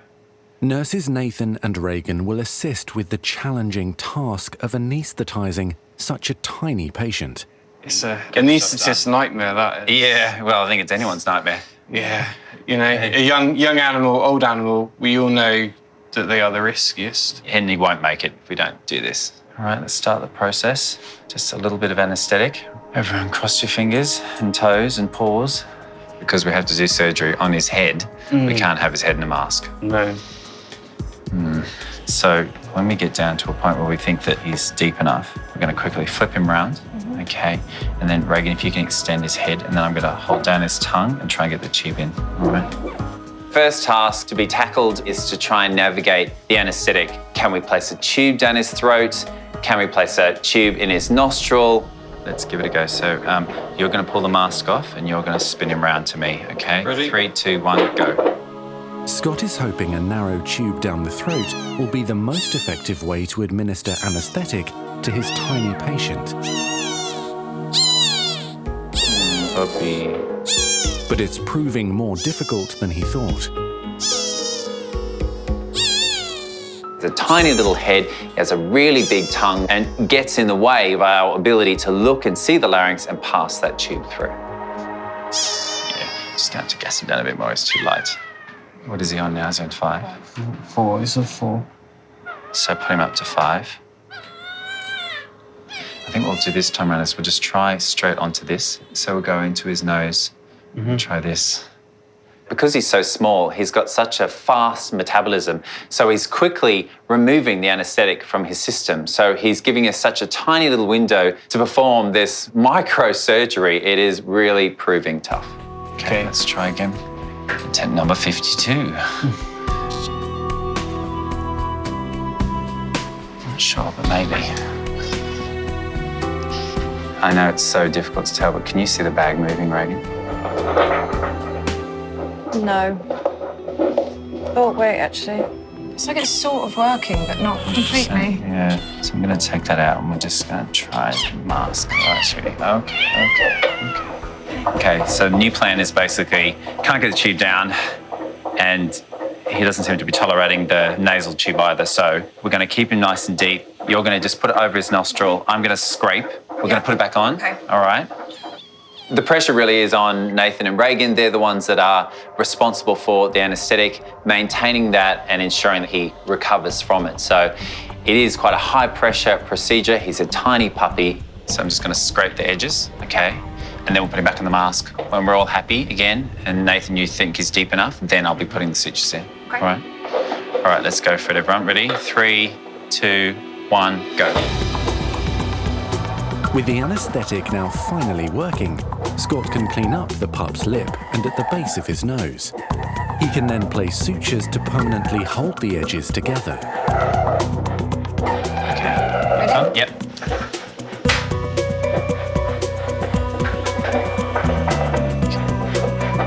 So just take our time, control our nerves, and we'll go back in.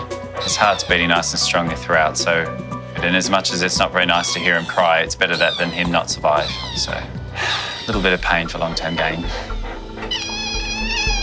Sorry, baby. We're gonna have to do it one suture at a time. Puppy. Never had to do surgery in bites of 5 seconds before. No, this is crazy, but it's got to be done. Yeah. Yeah, difficult. Just need to keep telling ourselves we're doing it for the right reasons. He won't survive unless we do this, so I'm sure he'll thank us eventually.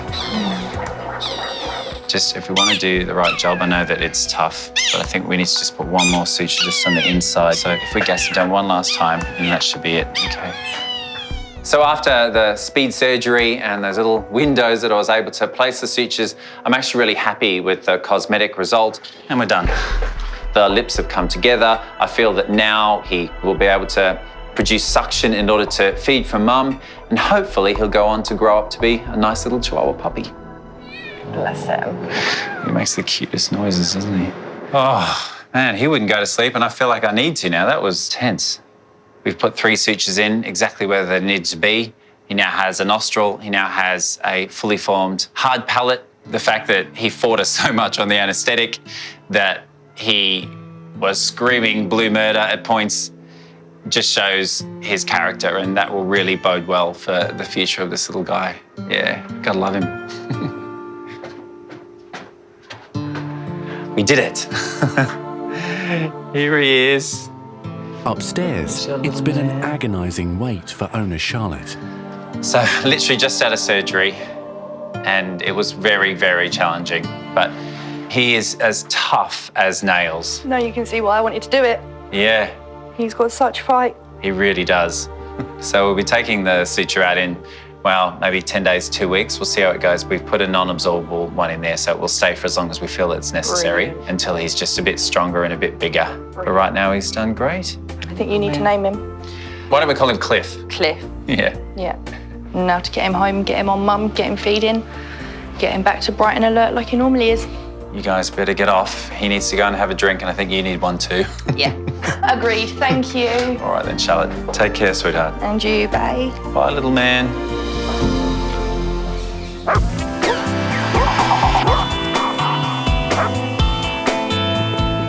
In Isleworth, cat rescuer Liz is turning up with 3 of her latest cases. I brought 3 cats in to see Scott today, very carefully selected from our little residential family. The first cat I brought is Mr. Tiddles.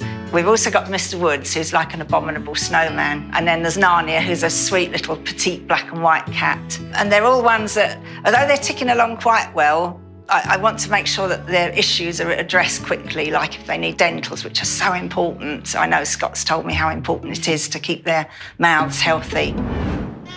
Liz runs a sanctuary that cares for hundreds of stray and rescued felines. We started off as rescue rehoming, but then we found there were cats that weren't easy to home, maybe because they're either feral or elderly or have health conditions that need lots of support. And we're very vetty-minded, so we try to keep up a good level of veterinary care for each individual cat. I'm always amazed at your sanctuary how that many cats get on together. They really make friends. It's incredible, yeah. Yeah. Oh, it's they hang beautiful. about together and form their little groups. And... Yeah. All right. Well, can we help Liz get these 3 into the consult room, please? In we go. Whenever Liz comes in with her cats, I really want to do everything I possibly can on the one day. She's got 200 cats to look after, and I've got one chance to get them right.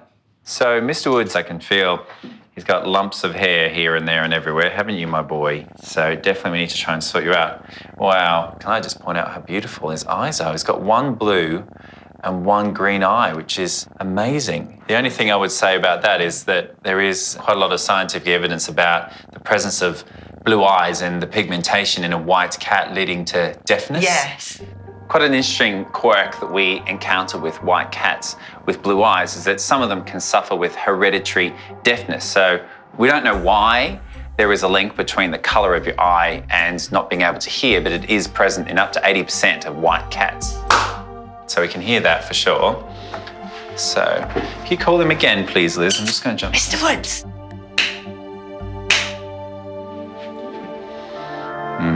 I think he probably is deaf in that left ear.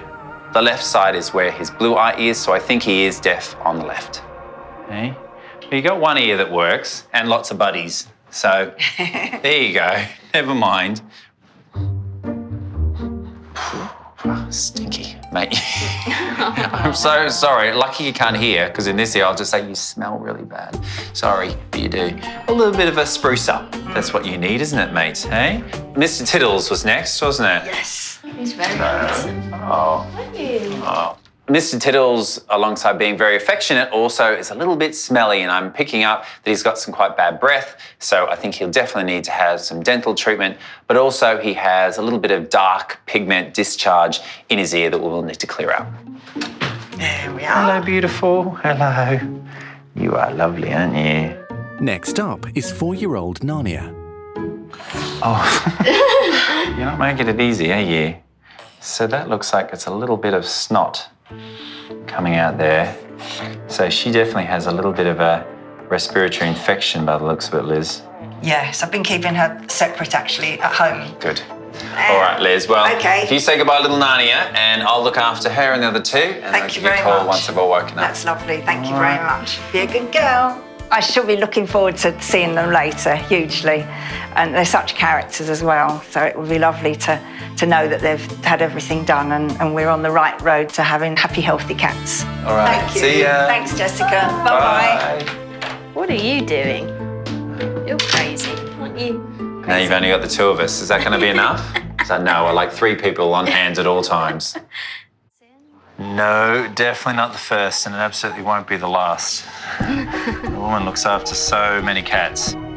At his Isleworth practice, Scott and Jess have started the Moggy makeover on 3 rescue cats. 3 of them makes for, well, a fairly busy afternoon, but hopefully by the end of their procedures, they'll be happy and healthy and going back home with the lovely Liz.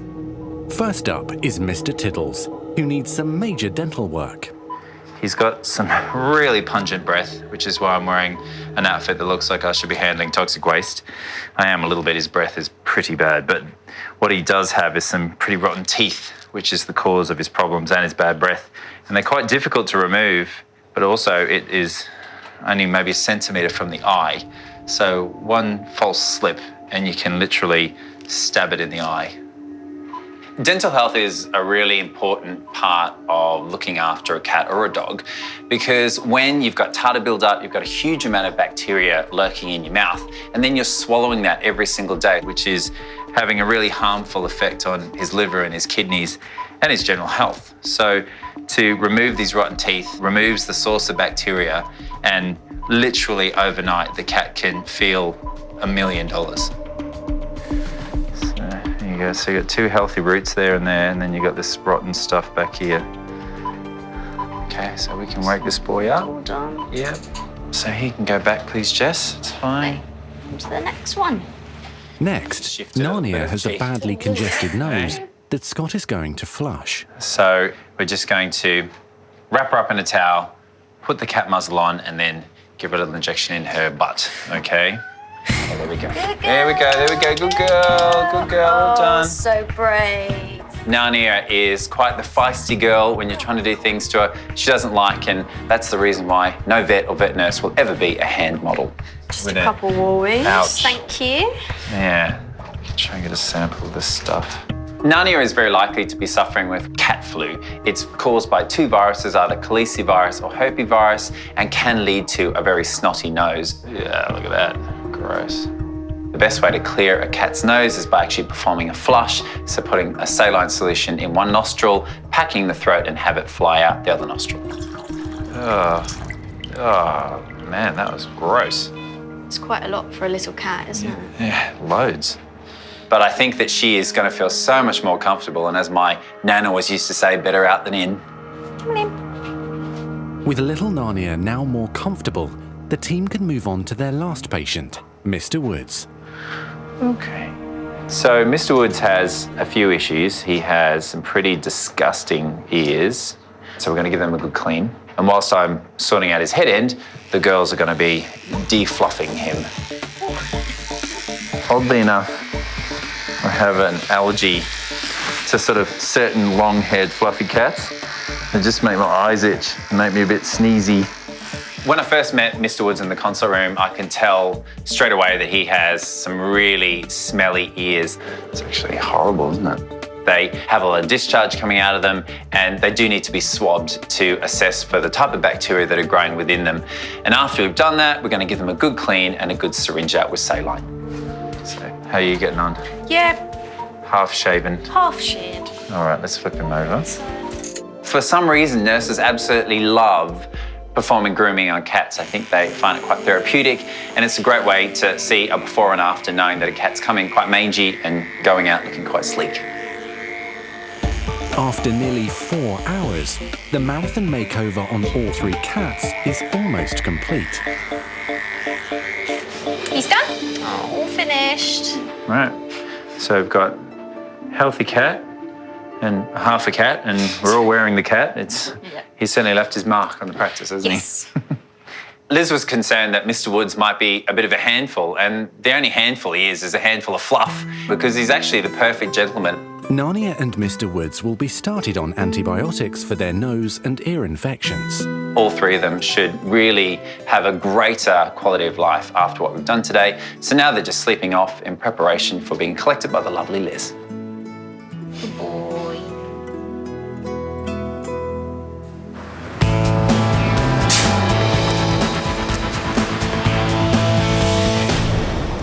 Come on.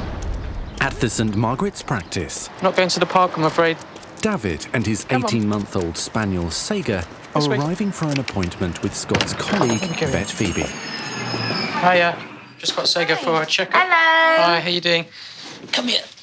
Look at you. You were so She's got a little problem with her eyes. Oh, She needs to get checked out. Sega has been having discharge from both of her eyes, and one of them is worse than the other. So it's been going on a few months. So we thought we'd just bring her in and make sure there's nothing untoward. Right, so it's this discharge that you've been talking about here. Yeah, and sometimes it's it's all the way down to her lips. But I don't know if there's maybe a little bit of irritation in there. Yeah. I wondered if the cat maybe had nicked her and caused some trauma, or if it was something else. So I just wanted you to have a look. Is the discharge always sort of clear, or? It's like, clear or reddy colour. Okay. So that means it's probably less likely infection, because normally if it's infection, it's greeny or yellow.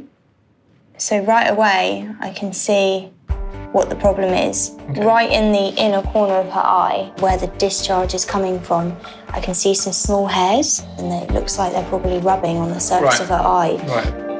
Oh yeah, so it's the same on the other side. There aren't many, just a few little hairs, but you know how uncomfortable it is when you've got an eyelash in your eye, so... And it's always there, it's going to be driving It's always mad. there. It's not that uncommon to see hairs growing in abnormal positions on the eye in dogs. Normally when we see it, it's either along the bottom or the top border where the eyelashes are, not in the corner. If we were to pluck those hairs, then it would provide relief for her, but then they're just going to grow again. What I think would be better in Sega's case is cryotherapy, which is basically an ice pen, and you can use that to freeze the follicle, killing it and hopefully preventing recurrence of the hairs. We've done it before on eyelashes along the bottom rim with really good results, but I've never done it there before. In the corner, it will be a first for me. I think it would be a good idea to do it. All right, let's do it. As it's a potential cure for Sorry, Sega. Oh. Oh, she thought she was coming in for a checkup and now we're keeping her. Oh, I'm really sorry, little one. Come on. Good girl, that's it. How are those legs working today? Before heading into work, Scott is taking some time out with one of his favourite patients. Good girl, like a spring lamb. His own elderly dog, Betty. Today I'm taking Betty for a little walk to our local woods. It's our favourite place. It's a beautiful, magical place. It's a nice, calm place where a lovely, genteel old lady can enjoy herself. Come on, Nana. Here we go. It's a big week for Betty, with a birthday soon and her annual checkup after a freak accident 2 years ago, followed by major back surgery. Scott had been playing with Betty in the park when she suddenly collapsed. She's burst a disc in her back, and some of the content of the disc is now squashing the spinal cord. Worst case scenario is she never walks again. I knew it was bad, but it's really bad. Betty's only chance of recovery was a risky spinal surgery, with no guarantee she'd be able to walk again. Clever girl, look at that. Fortunately, the surgery went well. That's it, come on. And after 2 weeks of intensive physical therapy, the terrier was able to take her first steps. This way, baby. Come with Daddy. Should have a little rest. These days, Betty still has a few niggly reminders of the traumatic injury. Come on. Share a little seat here. It is true to say that Betty now has a disability. She does struggle to walk. She's weak on her left leg. I know. Oh, thank you very much. Hey, you do massages first. There you go, sit there. Do you like massage, don't you? Ooh, there we go. She is sort of wonky, really. She's got a tail that doesn't really wag. It sort of goes round and round like a propeller. And she just struggles on long walks. So giving her a little massage and a little nana break in the middle is fair enough. Is that good?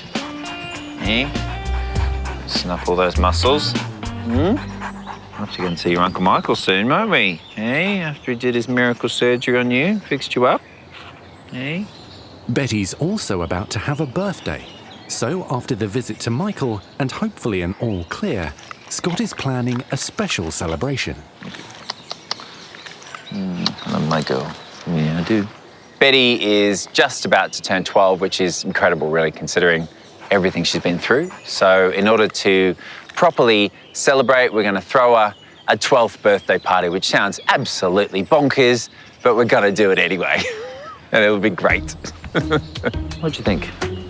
I'll take that as a yes. The party is planned for later this week. Come on then. Let's go home. Come on. You need your nana nap, don't you? Come on, let's go. This way. Good girl. Hopefully we'll be able to reunite them soon. It should be a really quick procedure, I'm hopeful. Okay. At the St Margaret's Practice, it's time for nervous 18-month-old spaniel Sega's surgery. All right, should we go to sleep? Graduate vet Phoebe is going to use a freezing process to remove irritating hairs growing in the corners of Sega's eyes. Nice and sleepy. With nurse Gina assisting, it will be the first time Phoebe has used the cryopen technique. I'm feeling the pressure a little bit. Every new day, there's a new experience, there's a new thing to try, and so this is just another hurdle that I'm going to have to try and cross.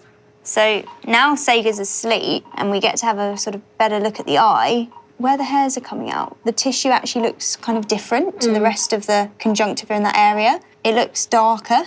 So what we could be actually dealing with here is a dermoid, which is an abnormal sort of growth of tissue, and that can have hair follicles in.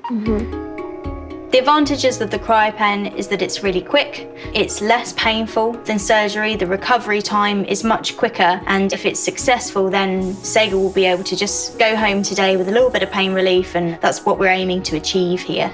So I'm just going to try and move these eyelids so I have as much space as possible, whilst also keeping that duct nicely out of the way and keeping the cornea covered. We're going to have to be really careful that we don't irritate the surface of the eye itself, because that is obviously a really sensitive area, and there's a couple of other structures in the vicinity that we're going to have to be careful to avoid. But the cryotherapy pen has a very specific diameter of the area it freezes, so we should be able to just target the hairs and nothing else. So hopefully at this point I can just remove these hairs now with these forceps, and they should just come out really easily. But there's a problem. My forceps just aren't gripping them. The abnormal tissue or dermoid that the hairs are growing in is too deep, and despite being frozen, they won't budge. No, they're not gripping them. I don't know whether I should just call Scott and see if maybe he can come and remove them surgically, because they're so deep. I don't want to penetrate too hard and damage other structures. So I've been persisting with the cryopen, but I'm still not 100% convinced that we're getting the penetration that we need to with these hairs. So I'm going to need Scott's help for this one. We're going to need to go to surgery. Is she stable? Yeah, she's stable. Okay. So you can go and call Scott. I'm here because my colleague Phoebe's found a dermoid cyst, which is actually quite an odd thing in a dog's eye. It's basically just a patch of skin in the eye, so clearly that's going to be quite irritating for the dog. But unfortunately, the cryopen, the freezing pen that we use, isn't really penetrating deep enough. And if it penetrates deep enough to kill the follicles, it might also damage the cornea behind the third eyelid. So that's why we are going to have to now move to surgery. Can you think what that would feel like, having hair constantly growing inside your eyeball? I know. If I had one eyelash in my eye, you'd hear about it. Yeah. Let alone how many she's got. A whole patch. Deep. See how deep I have to go to get underneath it. So that's the first one. Oh, wow. Let's come off. You can see the hairs on there. There's quite a few. Yeah, there's like 10. So I've just removed the first dermoid, and it was very deep, very close to the eye. So it was the right thing to call in the recruits for this particular surgery. Phoebe wouldn't have done this kind of thing before. It's very delicate stuff. Scott is now going to take out the cyst in Sega's other eye. There we go. It's always quite satisfying when you can see all the hairs on it. So by removing the hairs completely and removing the roots as well, the hair will never regrow. All right, so let's wake her up. All right. We had a bit of a hiccup at the start, a bit of a dramatic change of plan, but that's just something you have to adapt to as a vet. Her anaesthetic was nice and stable. Scott was able to come in really quickly and save the day. The eyelashes are no more, so yeah, we're all happy. Sega will sleep off the anaesthetic before going home later today. Oh, haven't you been brave? I don't think she's going to be happy till she's home. Home and tucked up in bed. Hello. Hiya. Who have you got that? I've got a little bunny. Look at him. In Richmond, He's very sweet, he's very chilled. practice manager Maz has brought in a rabbit that needs a new home after his owner passed away. So I was thinking, could Auntie Nathan maybe just make sure little bunny is all okay? Yeah, I'm sure I could have a quick look. Come here, little bunny. There we go, what a good bunny. What I'm going to do is start off looking at the teeth, because with rabbits, because their teeth constantly grow. Oh, okay. And a lot of rabbits now, they got malocclusion, which means their teeth don't match up and they don't grind down, so they often grow really long. Yeah, so those teeth are quite misaligned. Oh, yeah. That certainly could do with a little trim.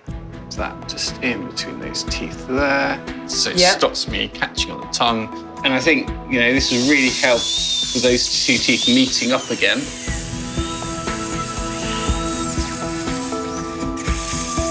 Good boy. That's one side done. All right.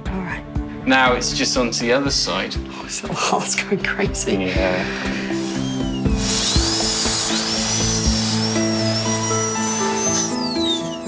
Yep, that's the other side done.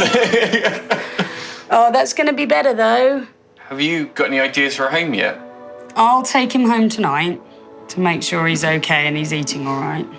I'm sort of the only human that this bunny has right now, and I suddenly feel very parental with the whole situation, a bit of a sense of responsibility that this little guy's going to be looking at me for some kind of guidance, and I'm his mummy for now. So what are you going to call it then? If you name him, then you keep him.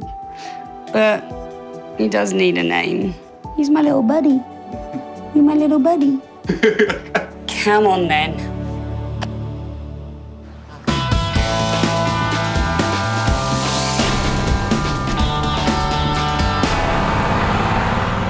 Back in Isleworth, cat sanctuary owner Liz has arrived to collect her 3 patients. I'm not really missing them because I know they're in good hands, but I shall look forward to seeing them. Yes, very much. Goodness me, look at you, Mr. Woods. Wow, look at that lovely fur. looks That great, must doesn't he? feel nice, mustn't it? Hey, if you weren't a hit with the ladies before, you're definitely going to be with a new hairstyle. Going to It's feel like a new nice man, breath. aren't you? That's lovely. Oh, you're a very lucky pussycat, aren't you? So while she's snuggling him, Yeah. Mr. Tiddles had 7 teeth removed. So we've had to remove all those teeth, but he's going to feel so much better with them gone. Oh, that's really good. He's such an affectionate cat. It'd be He nice really to see is. him all comfy and happy. But this madam, wow. She went from a lovely, demure feline to a caged beast when you try to do anything to her. Really? One of my nurses has a nice battle scar all the way down her arm to prove it. So, but there you go. Oh, goodness me, Narnia. So she had some pretty mucky ears, so we've cleaned out her ears. But the bigger thing, which was actually quite rewarding and disgusting in equal measure, was flushing her nasal passages, and a huge, big lump of snot came flying out. So by flushing that out, it's going to make a massive difference to her quality of life immediately. And I actually feel already she's breathing a lot quieter and a lot better as a result. I think all of our cats at the sanctuary, they're like a family. And our team of helpers there are so passionate about them and so proactive with them. And the work we do means everything. It's part of my life, seeing that we can help these cats and do something positive to give them a good life. I'll take the heavy one. You take Princess, troublemaker. All right, and let's get you out to that car. For someone that looks after so many cats in her own house, gives up so much of her time, she's an absolute marvel. She is the queen of cats. So you're all very lucky pussycats, aren't you? Hey? Up we come. At the St Margaret's practice, it's also time for Phoebe's patient, Sega, to go home with owner David. Hello, There puppy. we go. Sega. Hello. Hello. Oh. How are you doing? You all right? As soon as Sega came up the stairs, she went bounding into David's arms. Obviously, we have to do procedures on animals, and we don't like to separate animals from their owners, but it's always lovely to see them reunite again at the end of the day. Everything went well. We tried to use the cryopen, and when we were freezing the hairs, we noticed that they were a lot deeper down than we thought. So Scott had a look at it as well, and we think it's a dermoid cyst, which is a little patch of abnormal tissue in an area where it shouldn't be. But in her case, that little bit of abnormal tissue is growing hairs that shouldn't have. So we've removed that in its entirety.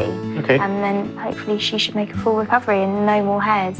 I'm glad she's not going to have any of that irritation anymore. Yeah, She'll be able to exactly. just swim and run and do what she normally does without any of that irritation. Exactly. Yeah. All She right. should feel a lot more comfortable. She's obviously been through a bit of a trauma today. She's feeling quite sorry for herself, but I'm glad she's okay and it went well, and she can, get on the road to recovery. Say bye. Bye. Soppy dog. Yeah.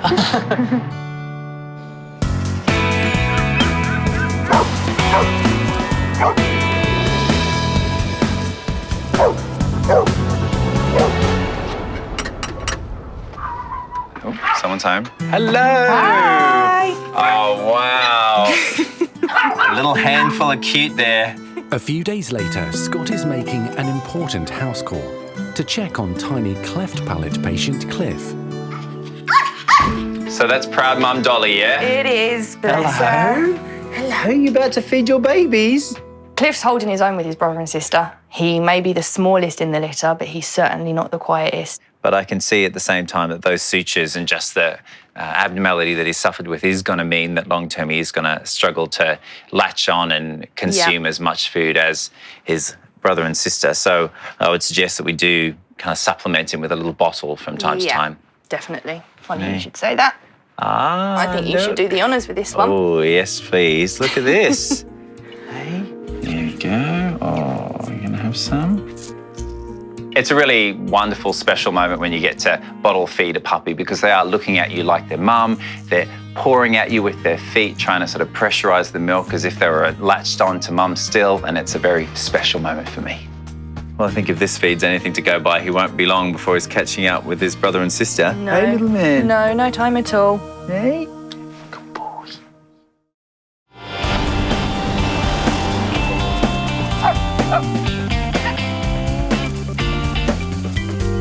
Good girl. That's it. Uncle Michael's house. Yeah. Let's see if he's there, shall we? It's the week of Betty's 12th birthday. But before the celebrations get underway... Hello. Hey, how you doing? How's it going, mate? You all right? Coming in. Hey, Betty. She's due for her annual post-op checkup with Scott's friend, specialist surgeon Michael Hamilton. Sorry, Betty. There we go. Normally, whenever I see Michael, it's for a social visit, but this time round, I am a client. I'll tell you what then, Betty. So I'm just going to give you a little stroke/neurological exam. Betty is an old girl who's suffered a major injury. Okay, that's pretty good. So I'm really just coming to see Michael to make sure that she's not painful and just to get a little bit of reassurance. Pretty strong. Well done. Not bad. Not girl. bad. She doesn't look sore to me wandering about. She's not walking normally, clearly. She's just a little bit weak and weaker on her left side. Well, I mean, it's a massive relief for me that she's not in pain. And sometimes as an owner, it's really hard because you have that emotional vested interest to go, oh, are they painful? And you don't want them to be. Yeah, I know the feeling. Yeah, that's all fine, isn't it? The cause of all her problems is the injury that she sustained 18 months ago, and primarily the kind of an explosive kind of concussion within the spinal cord. There's nothing we can do about that. So I think, relatively speaking, she's doing actually pretty well. All right, Betty. Hey, it's good to see you again, though. She's going a bit grey, like me, but she's in great spirits, not painful primarily, and not getting worse. I mean, I think she looks quite good. She's an older girl, then. Yeah, we all have good days and bad days. Yeah, absolutely. I mean, I think she's managing admirably. You guys are managing admirably. Yeah. But I think for, how old is she again, 11? She's 12. 12-year-old dog, I think she's kind of doing all right. Yeah. To know Betty is not painful and that she is behaving as expected from the surgeon himself is the most important part for me. There you go. Uncle Michael said you're not painful, and that's good.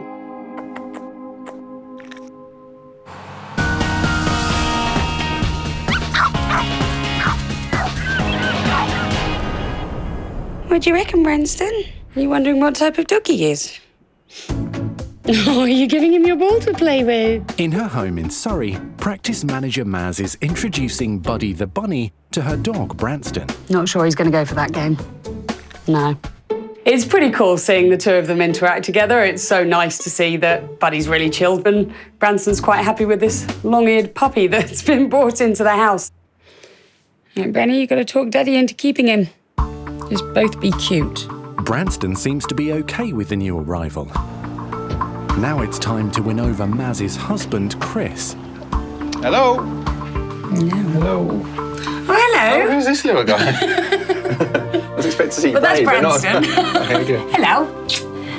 So Chris hasn't freaked out that Buddy's here, but I think maybe if he has a cuddle, it might just start to seal the deal a bit. This is Buddy.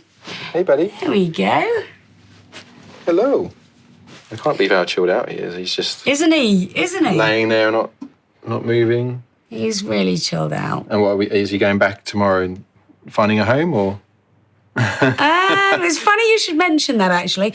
Brandy, look at Daddy. Can we keep him? Can we keep him? Well, is this your idea, Brenny? Well, looks like we've got a new member of the family then. Yay! It's a great result to know that Buddy's going to now be a part of our family, and it's a great end to a great day. So happiness all round. Benny, high five, you want to keep him? Yeah. Yay! Oh, welcome to the family, Buddy. Hey, Buddy.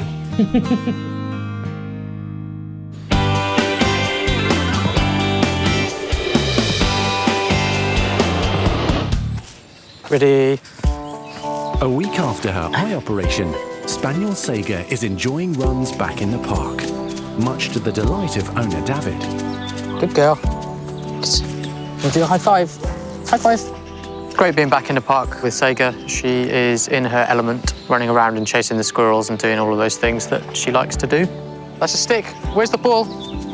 Vet Phoebe is on her way to check on her little patient's recovery. Sega, come sit. Hello. Hi, how you doing? Good, how are you? I'm all right. It's amazing to see her out here. Good girl. Obviously, she's really good in the clinic, but she's just in her element here, isn't Absolutely. she? It's really brilliant when you get to see your patients out in the park living their normal lives rather than just seeing them in the clinic where they're a little bit unsure, a little bit uncertain. Sega's just transformed. You can see she's back to her old self. Yeah. Trying to take the stick off me. There you go, have it. Yeah, she's much better. She couldn't wait to get that cone off and just have a run around. Sega, good girl. Come sit. Let Phoebe have a look at your eyes. Come on, good girl. Let's have Thank a you for little the paw. one. There we go. I think this is the first examination I've done in the park. Oh, they're looking really nice. Sega's definitely on the road to recovery. A lot of the swelling has come down, but the stitches are all holding in place. So when those come out in a couple of weeks' time, they'll just dissolve on their own, then she'll be back to normal. As soon as she can get back in the water, then that's 100%. Yeah. But yeah, she's much, much better. It won't be long, I promise. Sega is incredibly important to us. We can't imagine not having her now. Now that we've got her, we're just very relieved. It's not something that's going to just recur. So, yeah, we're very happy with the outcome. She is the happiest dog I've ever seen, I think. She wants to be friends with everyone. As long as she's got her stick and her ball. Yeah.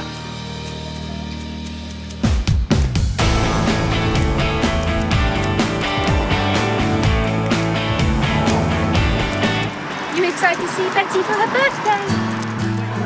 In Richmond, it's time for Betty's special birthday party.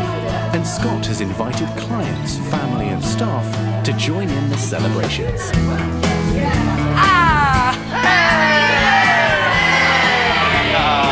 thank you. Betty, look, they're all for you. Look. Look. Hi, Betty. Hi, everyone. Ah, hi, everyone. Hello, dog that looks exactly like Betty. Betty, come and look, it's a doppelganger. This party for Betty makes me think back to everything I've been through with her, but also having all the wonderful clients come in with their dogs and reminding myself of all the journeys I've been on with them. So many dogs, a real kaleidoscope of canines. Beer for dogs, you know me so well. Hey, Bobby, how are you, mate? Good to see you. Okay, best wishes for Betty. Oh, thank you very much. Oh, good, and still wagging that tail, what she has left of it. Do you want a party hat? There you go. Happy birthday to Betty. Oh, thank you. Oh, wow, how cool is that? Betty is an integral part of our family. She was actually with Scott before we met, so she predates me, and boy does she know it and let me know it sometimes. But she's as much part of the family as any one of us. Happy birthday to you. Happy birthday to you. Happy birthday, dear Betty. Happy birthday to you. So obviously Betty's a very, very special dog to me, and she went through a fairly significant injury a couple of years ago, and with the help of colleagues and family and friends, she made it through. So it's wonderful to be able to share this special moment with you guys, because I know how much you care about your dogs as I care about mine. When you think that 12 years of your life, that's a huge amount of time, and I've had Betty right beside me the whole time. You know, she's been a constant, steadfast companion. So celebrating 12 years of her life is also celebrating 12 years of my own. So it's pretty special. So thank you so much for sharing your love with my little dog on a special day. So thank you very much.